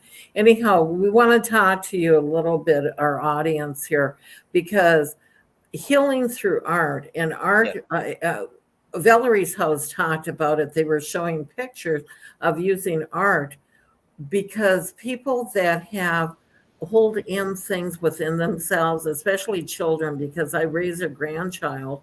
And one of the things that we did while we were in therapy, and not me, I wasn't even in the room, they played with them and they expressed themselves that way. And that's one of your goals, Steve, isn't it? To get them into the art program. That was really one of the first goals out of the gate, was to incorporate art as a therapeutic expression so that we could remove some of those communication barriers. Because I know through even just raising my child, my wife and I adopted our son through the foster system. And, we had to take on a lot of psychological, emotional baggage that came. And it was the blessing of the Art Center and other programs throughout the area that allowed us to get him start communicating some of those things to us. So I know when you give a kid a medium that they're comfortable with, they're going to express what's going on, as well as it's an easy way for you to sit alongside them and engage them in conversation and work through some issues with us. So I still see it as a future program that we're looking to do. We just knew it was, we ran into a barrier. That's okay. God's timing for us. We're fortunate. We have Move Mountains coming in starting this Wednesday. They'll start doing their Moves Mountains clubs with the kids. Oh, okay. You saw in the background, we had Miss Gina come in. She's coming in to do some STEM outside activities that are movement and problem solving things for the kids. You saw that we have the gardens going on. We're looking in January to have the UF extension program in here. And you've identified a lot, really where my sweet spot is to actually be in here, educating the parents and connecting them to the further resources. And if those resources aren't there, I'm gonna advocate and I'm gonna holler. I had to pick up the phone today because some of these kids that we're servicing, they're in the custody of a grandfather, and that the grandfather is actually actively being treated for cancer. And you have 4 very high energy kids that are in need of some extra assistance. So I can help them from 3 o'clock to 6 o'clock and come alongside them once a month and love on them on a Saturday. But I really put the shout out to the community to help us, if there's no help out there, how do we go about starting to lay the foundation so that these situations have some support? Because I know they're more than we actually can see. There's a lot of grandparents and a lot of people in positions that are taking on burdens that are gone unsung, and they just need a little bit of help to get over that obstacle so that we can help create an impact through those kids and break the generational chain of conflict is basically what it's coming down to. And I'm glad that you mentioned that. I'm one of those grandparents that raised a grandchild, so I know the difficulties. I said today, I would be a millionaire if I didn't have so many kids or raise so many kids in my life. Yeah, and that's the truth too, because raising a child does take a lot of money and time and effort, and you give it your all. And, it's kind of a crapshoot sometimes out there because they have external things coming in too. You can't control everything that's going on. So there's a lot of different influences there. Steve, thank you so much for coming on and being patient and changing out your technology. Hey, thank you for being patient. I was trying to be more mobile with the mobile device, but the computer is the solution. Well, I'll tell you, I ordered a new phone this week because I've been having difficulty with mine too for doing different things. They're going to 5Gs, and I think it's screwing up the technology. Ladies, do you have any last words for Steve? Thank you, Steve, for all you do for our community. I've heard your reputation before I've ever met you, and we're so proud of what you do. I appreciate it. I appreciate it. So if any way you want to help, whether it's volunteering or a widow's mite, every little bit helps. So you can get to that information on our site. And, we have volunteers that come in once a month. We have volunteers that come in twice a week. So we're blessed, and whatever your talent is, we will incorporate it. I guarantee you. I'm waving to the people in the background here that are sitting on their devices that they're supposed to be coming in next. So am I taking their time? Well, and we're live on the radio. So I'm trying to. we're live on the radio, so anything that you guys say out there, people can hear. So That's I'm not going to violate any FCC regulations. no, you're not gonna be, yeah, and you're right, Steve. It is FCC, but there's a listening audience there. I'm having you guys come sit up here. And no, it takes a village, and I know you guys have done a great job at WKDW getting everybody who's doing something the word out there to everyone. The Art Center's been there since day one, since I've been in town, and I just continue to thank you for everything you're doing on Giving Tuesday. Yes. And much success to everybody in their efforts. So thank you very much, ladies. God bless. Yay. Thank you, Steve. And I'll hopefully see you in person real soon. Oh, hopefully. Yeah, I was trying to cut you off there. Okay. See you, Steve. Okay. Bye now. Bye. Bye. Okay. And we have, and I have to turn my computer here. Here we go. We have our next people coming on that they're going to interview people, and you guys change your picture. I'm taking I'm taking you off screen. For the rest of the audience here, the people out there, we have with us here. Introduce yourselves, guys. Hi, I'm Pete O'Shea. I'm Shannon Fitzpatrick O'Shea. And they're our next hosts, and also going to be talking about some organizations that they're involved in. And for right now, I'm in the background managing what am I managing? Everything. The technology. Yeah. You do it all, Marie. Yeah, I don't know if I'm doing it all. Go ahead and talk to the audience here and to our audience out there. Exactly what's going on and who are you and why are you here? We are Giving, and this is Tuesday. That's why they brought us here, Giving Tuesday. We're all about being part of nonprofits like you are, Marie. We're involved in several of them, 3 as a matter of fact.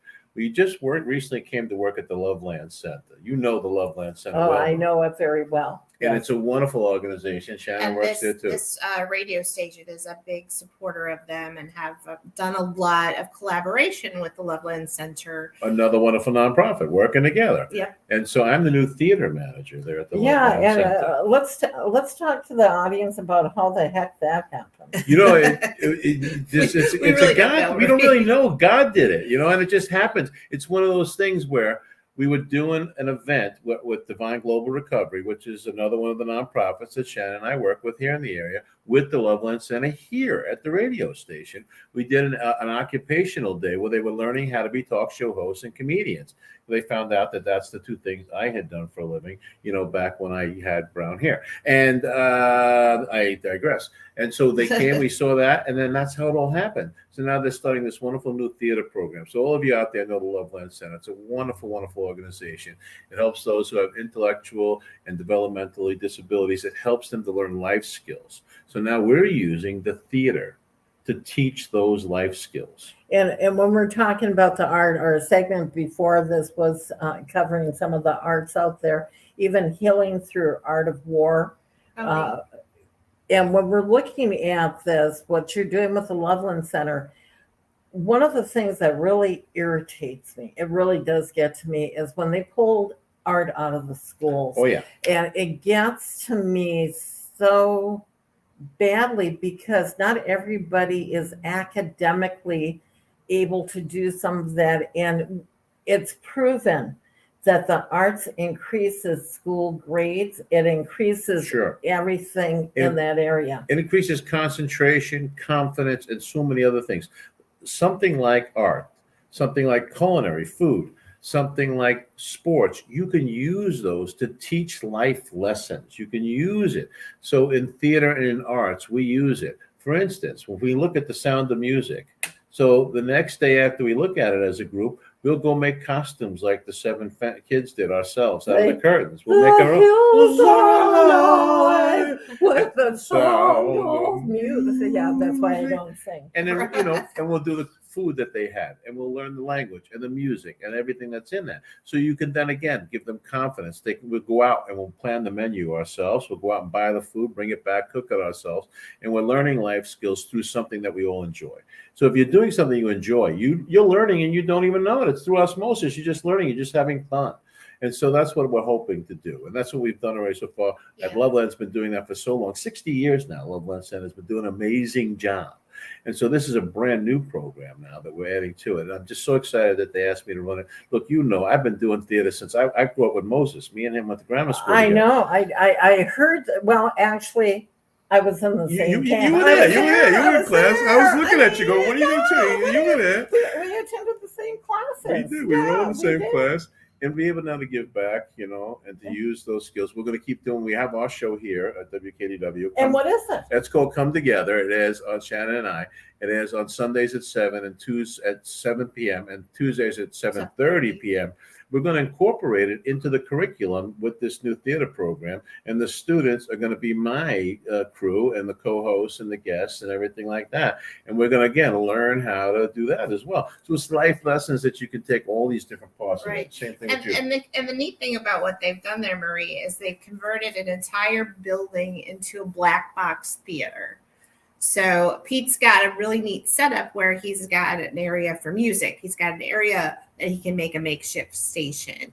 And we got the costuming area, the makeup area. There's a kitchen area. There's a separate dance studio. All of this, they have this ability to. What did you just get excited I about? got an epiphany. You had a palpitation. Epiphany when I was looking at you, Shannon, because you're a culinary artist. Yes, she is. And one of the things is props, fake food. Yeah. With culinary artistry, that is an art. In fact, when we do the kaleidoscope of the arts, an intoxicating evening of discovery into the arts of Northport, one of the things is the food that you're doing. Say that 3 times fast. Okay, yeah, I can't say that. Ooh, I'm getting the vapors over here. I So know excited. you are. So because I'm sitting next to, well, that's why I'm sitting next That's to right. you. That's right. Why do you think I married him? I don't know.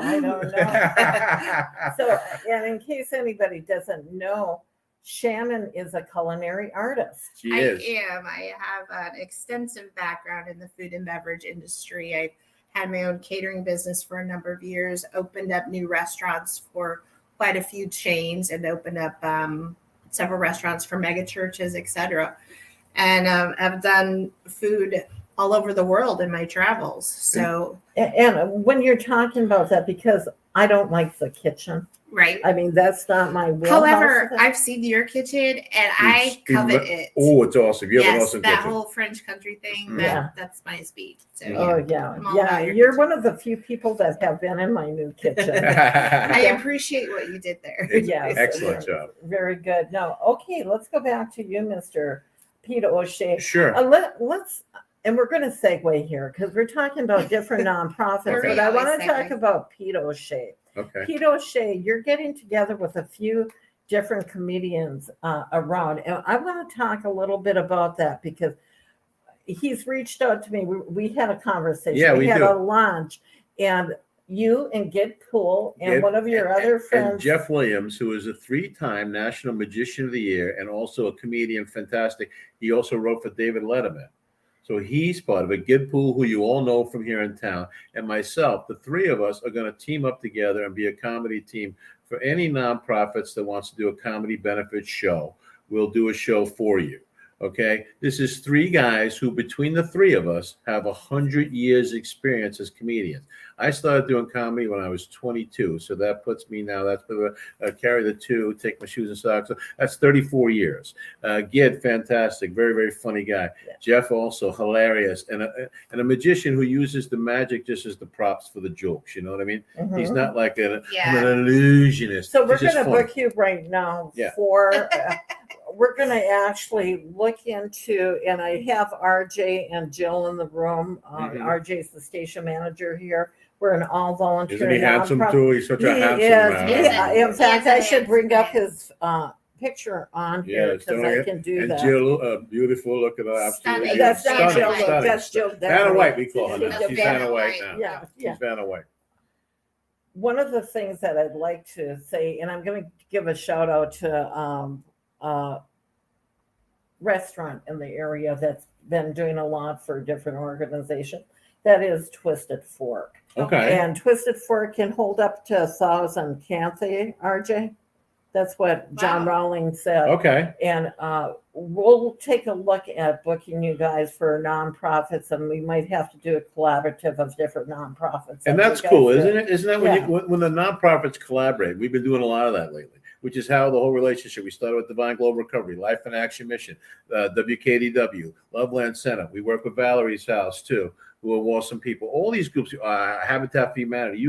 We all start working together and get a groundswell going. So yeah, let's do that, because again, all three of us, not only are we veteran comedians, but 100% clean. The kids and grandma can all stay in the room. You mean you take a shower before you go out? I mean, Yeah. it's once a month. I take that shower, whether I need it or not. There's a date. They come from the county with a big hose, and there's a pressure washer. There's a pressure washer. Yeah. There's a whole setup. There's They spotters. sanitization, They come in the yeah. whole hazmat suits for this once a month shower of mine. Yeah, It's so- fun. It's fun. We have a good time. But seriously, three guys who all tell jokes without using bad words. And for the nonprofits that are watching this today, I just want to do a shout out to you, because they are willing to give up their time, talent, and treasure to you as an organization to do a fundraiser for you with their time and talent. Now, I know there's a little cost because one of your people come from Tampa. Yeah, so a little bit, but again, we're nowhere near what we would ordinarily charge to do shows. We wanted to make it so that the nonprofits will really do well.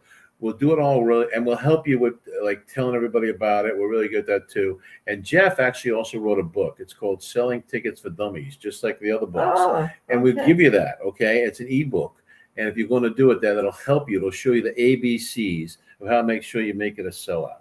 Oh. Okay, so that we've been doing this for a number of years. We did 75 comedy benefit shows in the Tampa Bay area over a 5-year period. We raised a ton of money, Marie. We put roofs on churches. We fed folks. And then listen to this. The one church, it was a 23-year-old girl who we knew, a friend of ours, come do it on my church. I'll tell you that night when you get there what for. Okay. She took the money and she flew to Thailand afterwards, and she bought every girl that would have been sold into sex slavery that day.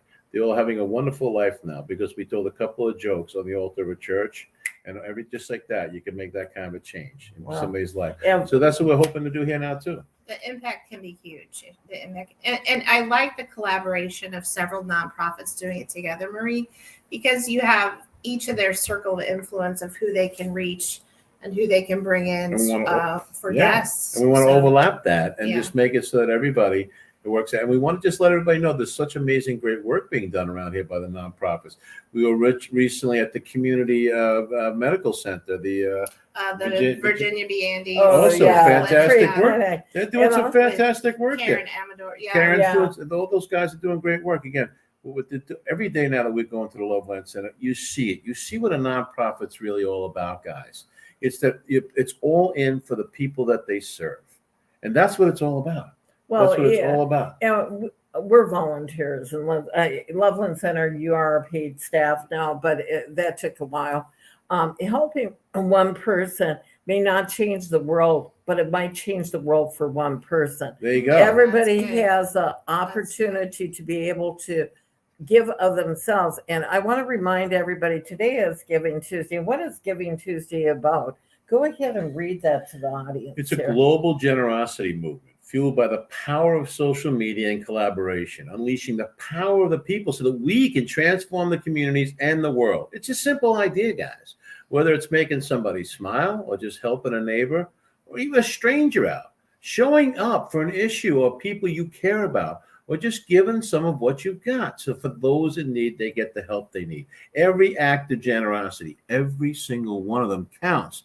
And everyone has something to give, time, talent, or treasure.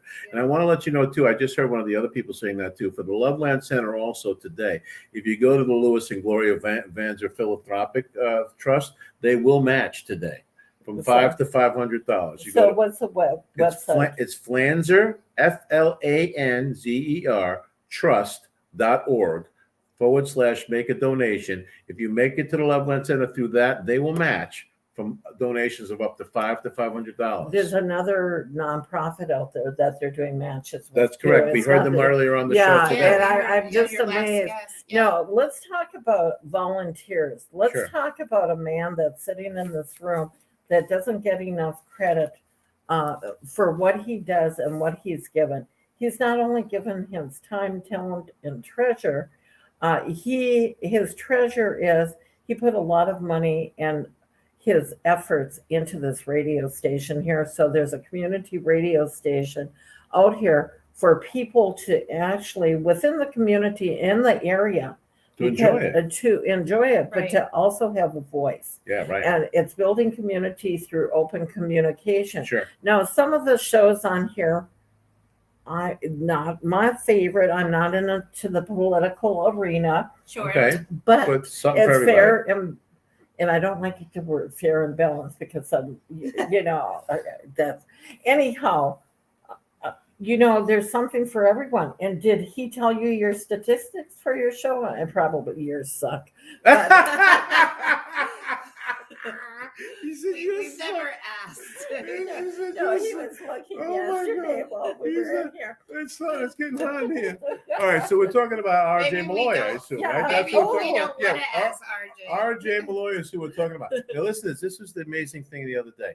On the White House lawn, President Biden was standing there, and he's standing next to R.J., right? Yeah. And the two of them are standing there, and everybody's shouting out, who the heck is that guy with R.J. Malloy? And I'm going to bring up his picture. There he is. Oh, Looking there's the good. handsome right there. That's such a good picture of him. He doesn't look like that in person. No, a lot of work on that one. She's on fire today. She's got the pistol loaded today, don't she? Here's what I love about all these guys, you as well, as part of this radio station. RJ, Jill, Joe, yourself, Rick, everybody. You see and value how much it means to everybody. This community needs good community radio, right? Where again, there's a voice, where we all have a chance to talk about what we care about. And even if it is a political thing, so we get a chance to speak, right? Everybody gets a chance, right? It's supposed to be a democracy, right? We're supposed to have that freedom of speech. Well, there's very few places left where you can get that. Well, let's segue into that. You made a living by your voice. I did. I was a He talk has show no host. other skills. I have no Marie. other Yes. skills. Look, I have the softest hand a man's ever had. I've never done a day's work in my whole life. I've always talked. There he is, man. On Spot. We were just talking about you, bud. Rick, we just mentioned you, buddy. Yeah, I'm listening. Who are you again? What's up, buddy? Yeah. In fact, this is the beauty of this. Rick is at home. I was training him here today. He was in yesterday. He's been training with me for a couple of days, and he has the ability to tech. And so right now he may start messing with us because he has control of He's the a quick controls. learner, is what I've He is. gathered. He is a quick learner. Is he going to make it look like I'm in the fun house? No.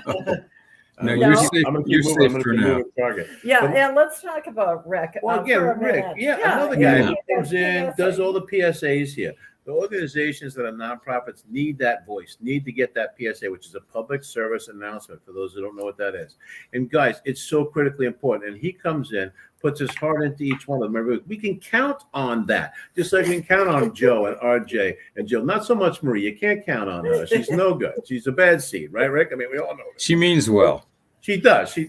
But she keeps coming back, even though we keep putting her out there, and she keeps finding her way back. She's got a trailer, she must have a trail of breadcrumbs or something. But anyway, Rick, it's about giving back and making a difference. That's why your heart's in this, right, brother? Mm-hmm. Well, I drug him in here. Right? That is also true. In fact, we have video of that. Let's go to that right now. Here's me dragging Rick in. Oh, his head. Oh, that must have hurt. Rick and I have known each other for almost 30 years, about 30 years. Wow. And we both worked at Kmart together. I was always his boss, and then I was on vacation, and he ended up with the store. He left me while I was on vacation, and he ended up being the general store manager down in Florida. And then things happen in life and stuff.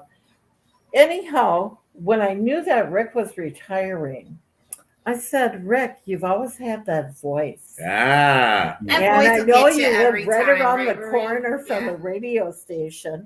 I think I have a volunteer place for you. And when Rick's one of those real soft guys in life that he doesn't come in like a bull in a china shop. Like me? Yeah, both of us. Yeah, like me and you? that, Yeah. Mhm. And This one too. Right through the wall. Too. Okay, so Rick's a little bit more gentler, and he gets people to know him before, and he doesn't go in and just grab stuff and start doing things. He worked his way into everybody's heart here, right, Jill and RJ? Yeah.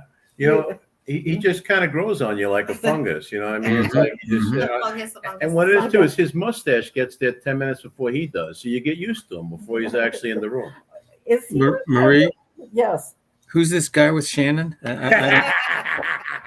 You let him in? Let him in the room. Did you guys ever meet? Yes, at your house we met. Oh, yeah. Yeah, Oh, and every yes, Thursday thereafter here. Yeah, because we yeah, tape yeah. on Thursdays. We always run into Rick. Okay, well, let's talk about that instance at my Okay, house. sure. Because you were and you still are with Divine Global Global Recovery. right. And what's your mission? So our mission is to do disaster relief on a global scale, but locally here, cleanup projects, service projects, environmental cleanup, that kind of stuff. And we also do the youth mentoring. So we have a youth group there, a youth mentoring group of about 15 amazing kids as part of Divine Global Recovery. And those are the ones who came over to your house that day, with Rick being the foreman. Yeah, right? Rick was a foreman. Rick was the foreman. I know that Rick is still limber and can move around, and my husband has had heart issues. Sure. Right. So, and he would have, well, I don't know, Rick's a better manager. And I Well, don't think my husband's but he did a listening, good job but of getting them to go and do he the is. things. I mean, and Rick, it was Rick's great. and always people love Rick. That's one of the things about Rick. You're lovable. He is. Yeah, Well, I know you're leaning into He is it. lovable. I think it was the cattle prod that was really, important. But it was great because we had some newer volunteers that haven't been as experienced in doing service projects. So Rick was a great mentor for them and Right. kind of gently guiding them into doing some manual labor. Yeah, that's what it's about, you know what I mean? And so they were able to get it done, and your lawn came out beautiful. We got all the mulch down for you. And again, it was so you got multiple generations working together. Right. And learning from each other and seeing what can be done when we come together. Shameless Right. plug for our show. Right. When you come together. And that was really cool. It was a really great day. And one of the reasons, and normally I wouldn't have accepted the help, but we're at the age, and with my husband being ill, and you never want to share things that are going on in your Sure. personal life Sure. out there. And I was helping the Divine Global Right. Recovery establish their nonprofit and meeting people within the community. RJ as well helped us with that quite a bit. Yeah. Mhm. Yeah. He left the room, so we don't have Oh. to say nice Oh, things. you don't have to say nice things about him anymore? No, okay. Anyway, yes. So that it was a great thing to do and a great way. Like you were our mentor from the minute we got here. You were our first friend. You were our first friend here, Marie. And that meant everything to us. Let me tell you, I tell this joke a lot, but it's true. I went into the put to go to Chamber of Commerce to introduce myself. I said, "Hi, I'm Pete O'Shea from Divine Global Recovery." And they're like, "Yes, so what? Get out of here." And then I said, "Wait, I'm friends with Marie LaBrosse." "Oh, come on in. Let me make you a steak." And John Wright cooked me a steak right there on the spot, and then he cut it up and fed it to me.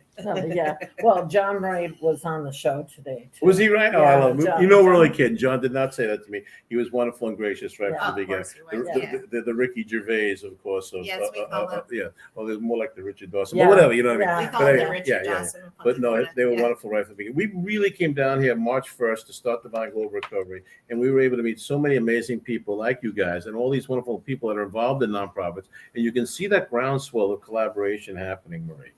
No, So many Rick. good things that happen. Yeah, Rick, we're going to talk to you a little bit again. Why did you get involved in a nonprofit? And tell us about your bonsai club. Why did I get involved in a nonprofit? Mm-hmm. Because you threatened me, remember? You said, "Come on down, an hour a week. It'll be fun. You'll love it." How many hours do you put in? In actuality, maybe about 10 hours a week right now, but that's Yeah. going to crank up here in a little bit. Well, and tell our audience what you're going to be doing after the first of the year. Well, we're going to start. We're going to try a morning live drive live show featuring weather, traffic, and what's going on in Northport all around. It'll be Jill and I on air live in the morning about 7 a.m. Monday through Friday, and it should be exciting. It's something new, something different, and we're looking forward to it. It's going to be a lot of fun. Well, That's awesome. are you gonna drive around? No, but it's while people are driving to work. That's a live drive. Okay. So- I wanted to be clear on I that. did morning drive time for 3 years, Rick. Morning drive. There you go. So my advice to you Yes, is sir. make sure that the coffee is flowing. Oh, Keep the absolutely. coffee No, I flowing. understand that. Yeah. If you do that, you'll be just fine.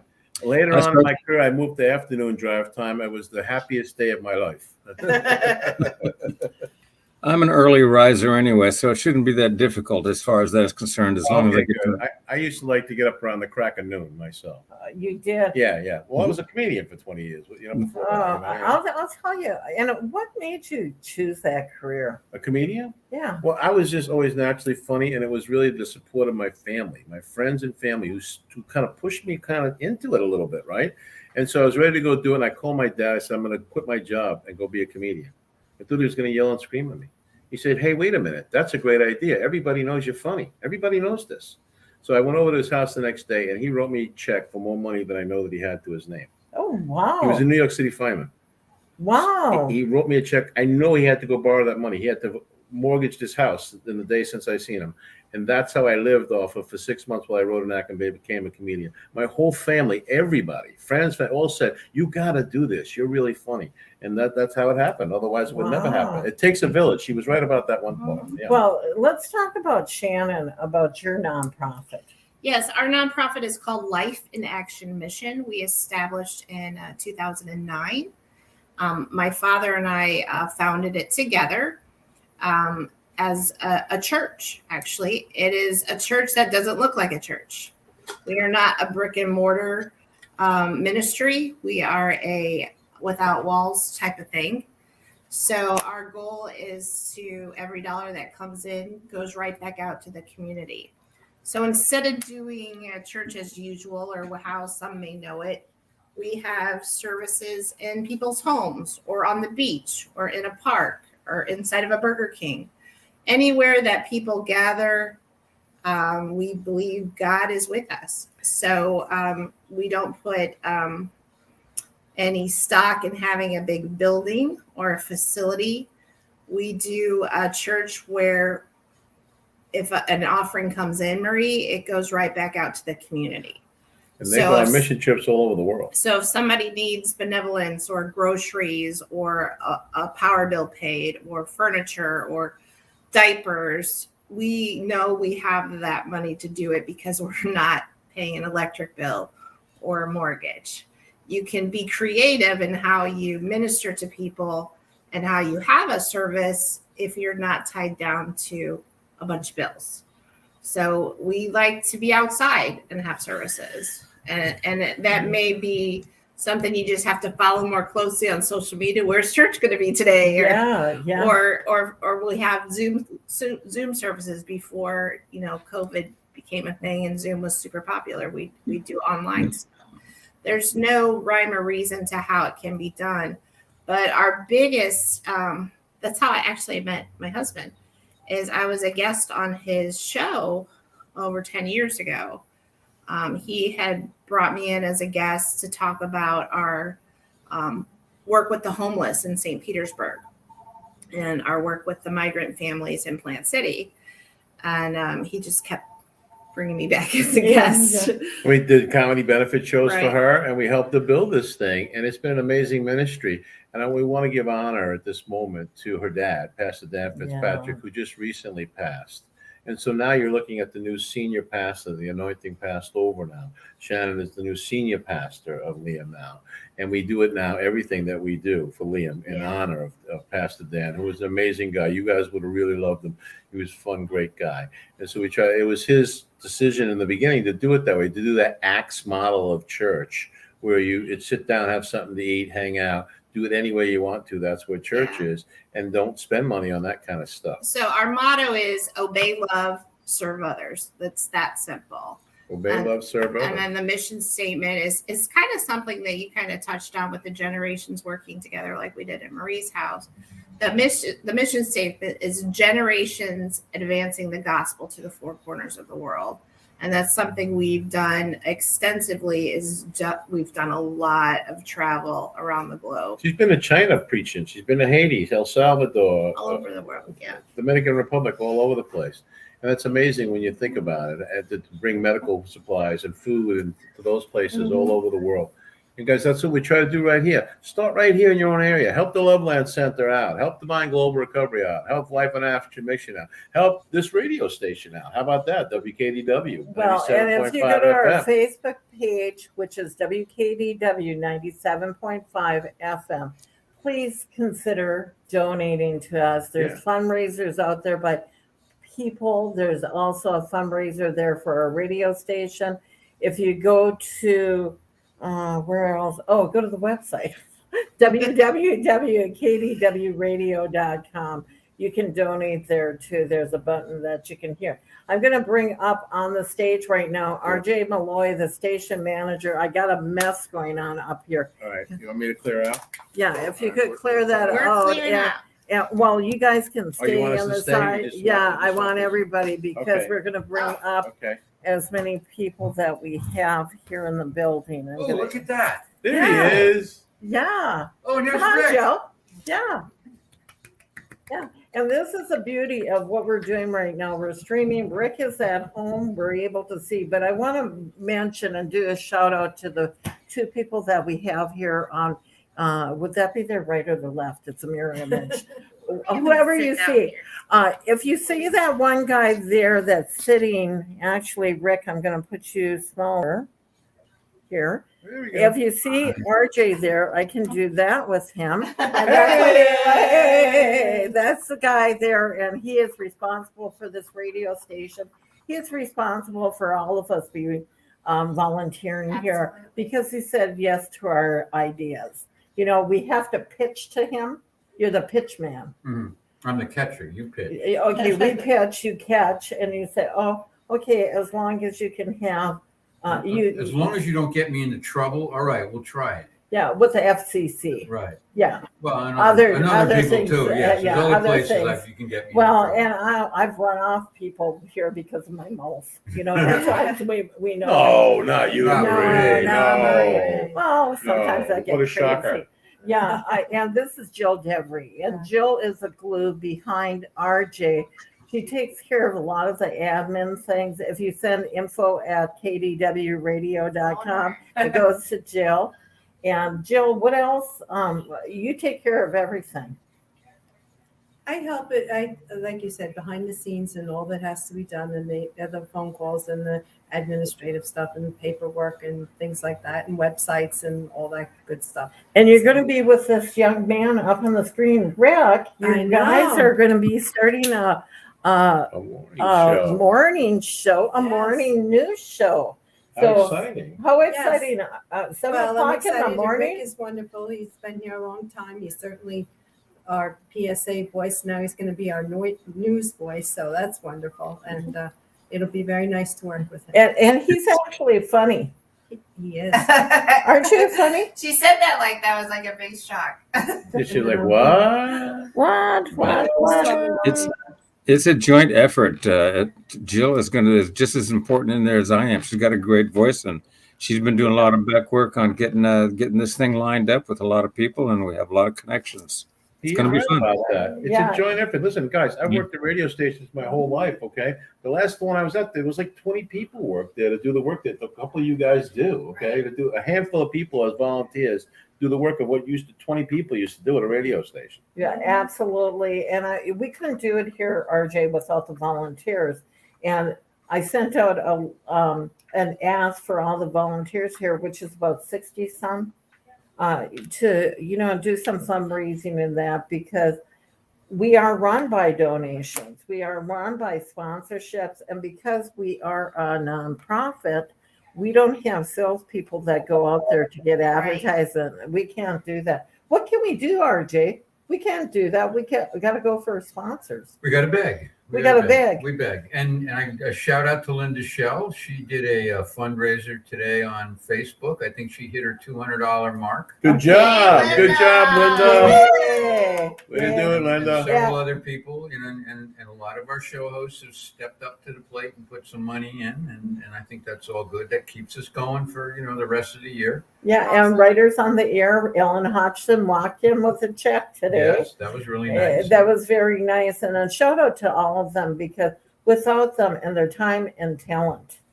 and their treasures and that they give to the radio station, these shows don't happen by themselves. No, they don't. And putting a show together is work, guys.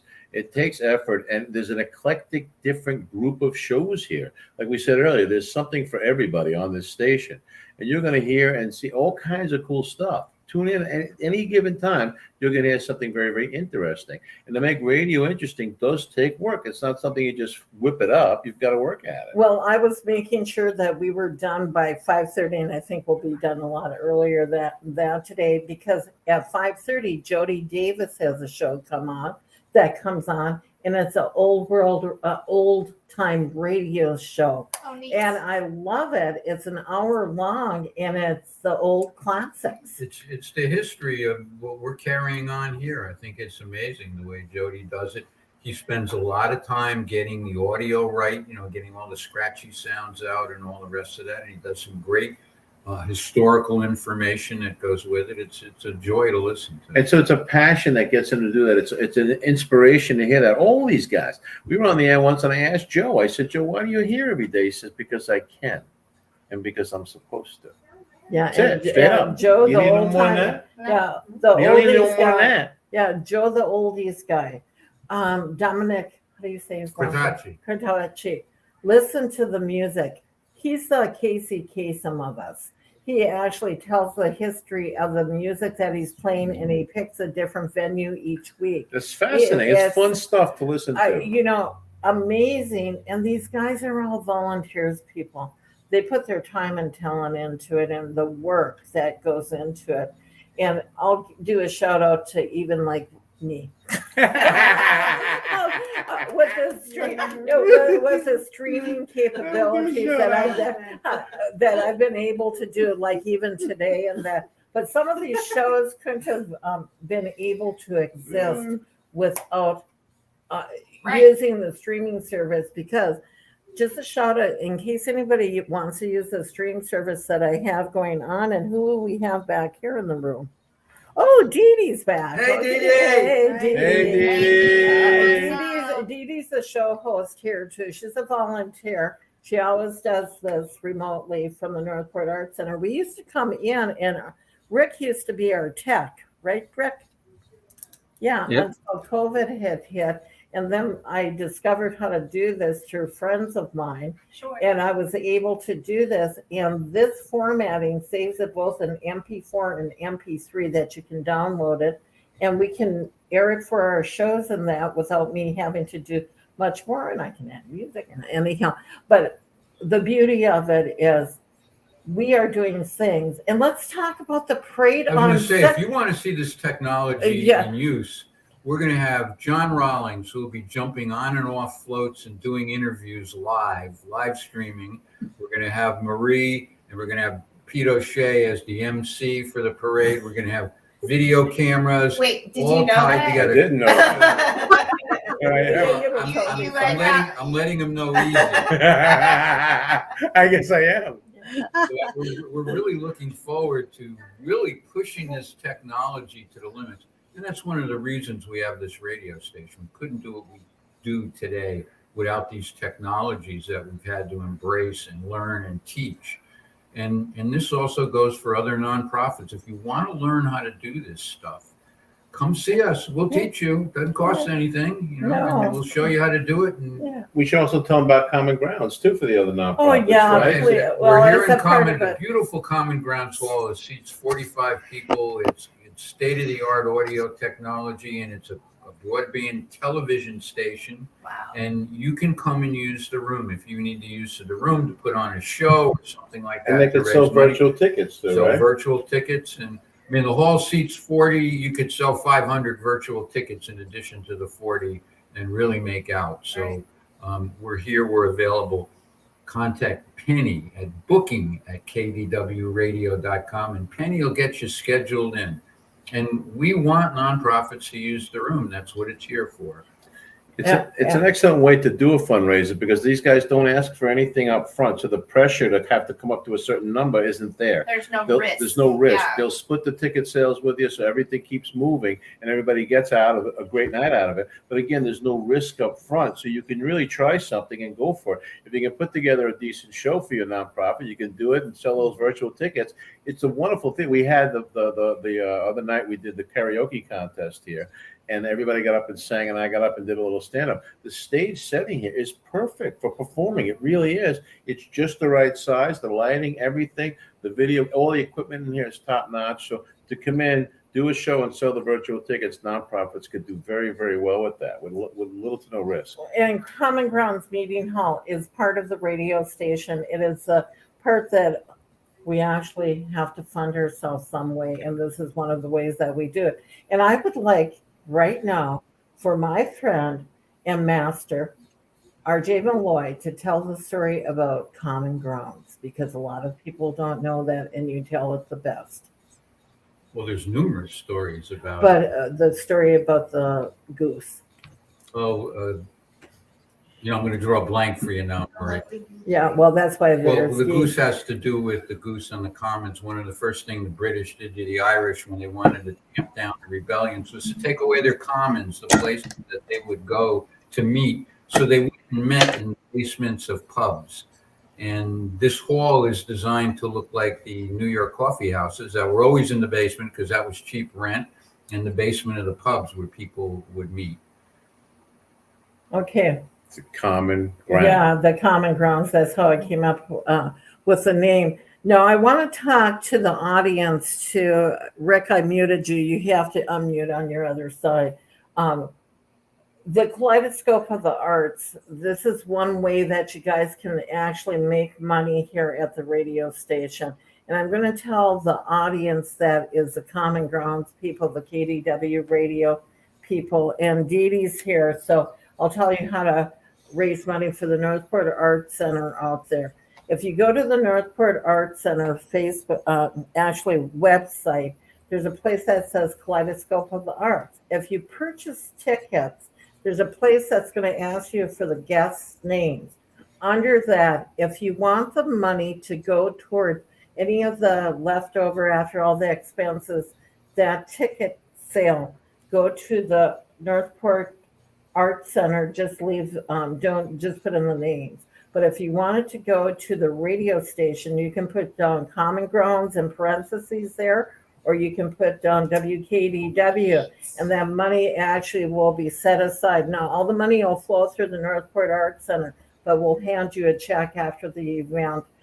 You'll receive a check from the Northport Art Guild. It's actually the guild, that you'll get money for any ticket sales that are sold for that. And any of the organizations that are participating that evening, that's how you do it for that particular organization to get that money. Now, yes, the Northport Arts Center is the one that's heading this up, but it was a fair way that we were asking all of them to put in 15 minutes of their time. And RJ is the MC of the evening. So what does he get out of that? Well, we're going to free food. I said, you'll get a free dinner. That's it. That's it.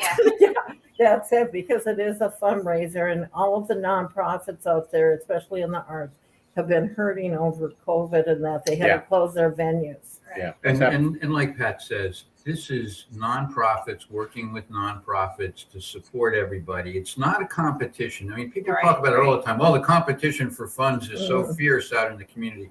Not when we all work together. There it is. We can raise a lot more money than if we try to do it on our own. And kudos to the Northport Arts Center and the Kaleidoscope of the Arts for doing that. Awesome. And that's a good example of how to continue the process. We should come up with an idea, bring people into it, get different organizations to participate, and it will be a success. Yeah, that's why I said, like with the comedians, and we know I can hold 1,000 people. If we come together as a group of nonprofit to raise money, and we sell the tickets for it, or, you have to usually have, and Dee Dee, we found this out, we have to go through one source, right? Right. Well, it's just easier to just the bookkeeping part. Yeah, so that's fine. Yeah. But, you know, again, like RJ said, we should be not competing. We should be completing. Right. Okay. And collaborating. And collaborating. And so there's enough there for everybody. And if we all go out and work hard and sell tickets together, we can sell 1,000 tickets, no problem. And then do it again and do it again and keep helping more people. Because once you get the ball rolling down the hill, it gets a lot easier, right? Right, So we'll push the molasses up the sandy hill together, guys. It's the only way it's going to get up there, okay, is if we all do it together. But as it's coming down, it's going to get a lot easier. And that's where we're heading. Yeah. Right. And everything that happened, COVID, all that kind of stuff. Look how we maneuvered around it. Look, the technology was utilized. It didn't stop us. It didn't even slow us down. Okay. It didn't even slow us down. And that's the way we need to look at it. All right. COVID didn't stop us. It didn't even come close to slowing us down. It hurt a lot of people, but we're still going, right? Well, you had COVID. I had it and it nearly killed me, but I'm still here, aren't I? Yeah, here I'm you still are. here. I'm still breathing. I'm still helping. I'm still caring. I'm still serving. Yeah. Just that simple. So, RJ, any last words for our audience? Because I'm going to need you to go turn us off. On Well, that's what we're going to have. We'll flip the switch on Marie. You've been on for what, 6 hours? No, Marie? 8 hours. 8 hours today. Oh, yeah. It's only, what time is it? It's 5 o'clock. 5 o'clock. So I've been on 7 hours. So, well, all right. So just only 7 hours. Yeah, Never mind. 7. I'll Yeah. withdraw the compliment. Oh, says the guy who hasn't slept since 1978. Yeah. So anyway, it Well, is and- a joy for working with all these volunteers and organizations and stuff. And we are building a community through communication. It is essential to what we do. Amen. And that community is being built and the alliances are being forged and people are being served. And we're recognized by Giving Tuesday. We were the only radio station in the world that was doing something that we did. Well, there's a radio station in Texas that saw what we were doing, but they were only doing a couple of hours. They don't do But a that's marathon. not a competition. No. I'm glad they learned. Yeah. I'm glad they're doing it. Others I should hope jump more on, stations do will it. pick up and do it. 'Cause Because we're giving back to the community. We're giving everybody a voice, and that's what we are. And We're as all RJ, one. We're all one, guys. It's one community. and as RJ is running back to turn us off on the Marie, yes. Marie, you have CJ Metcalf in the green room. You want me to add her in? Oh, yeah. Is that CJ there? Hey, CJ. I told her to come back on at 5. Don't turn us off yet. We want to give a shout out to CJ. CJ has a show called Making a Difference.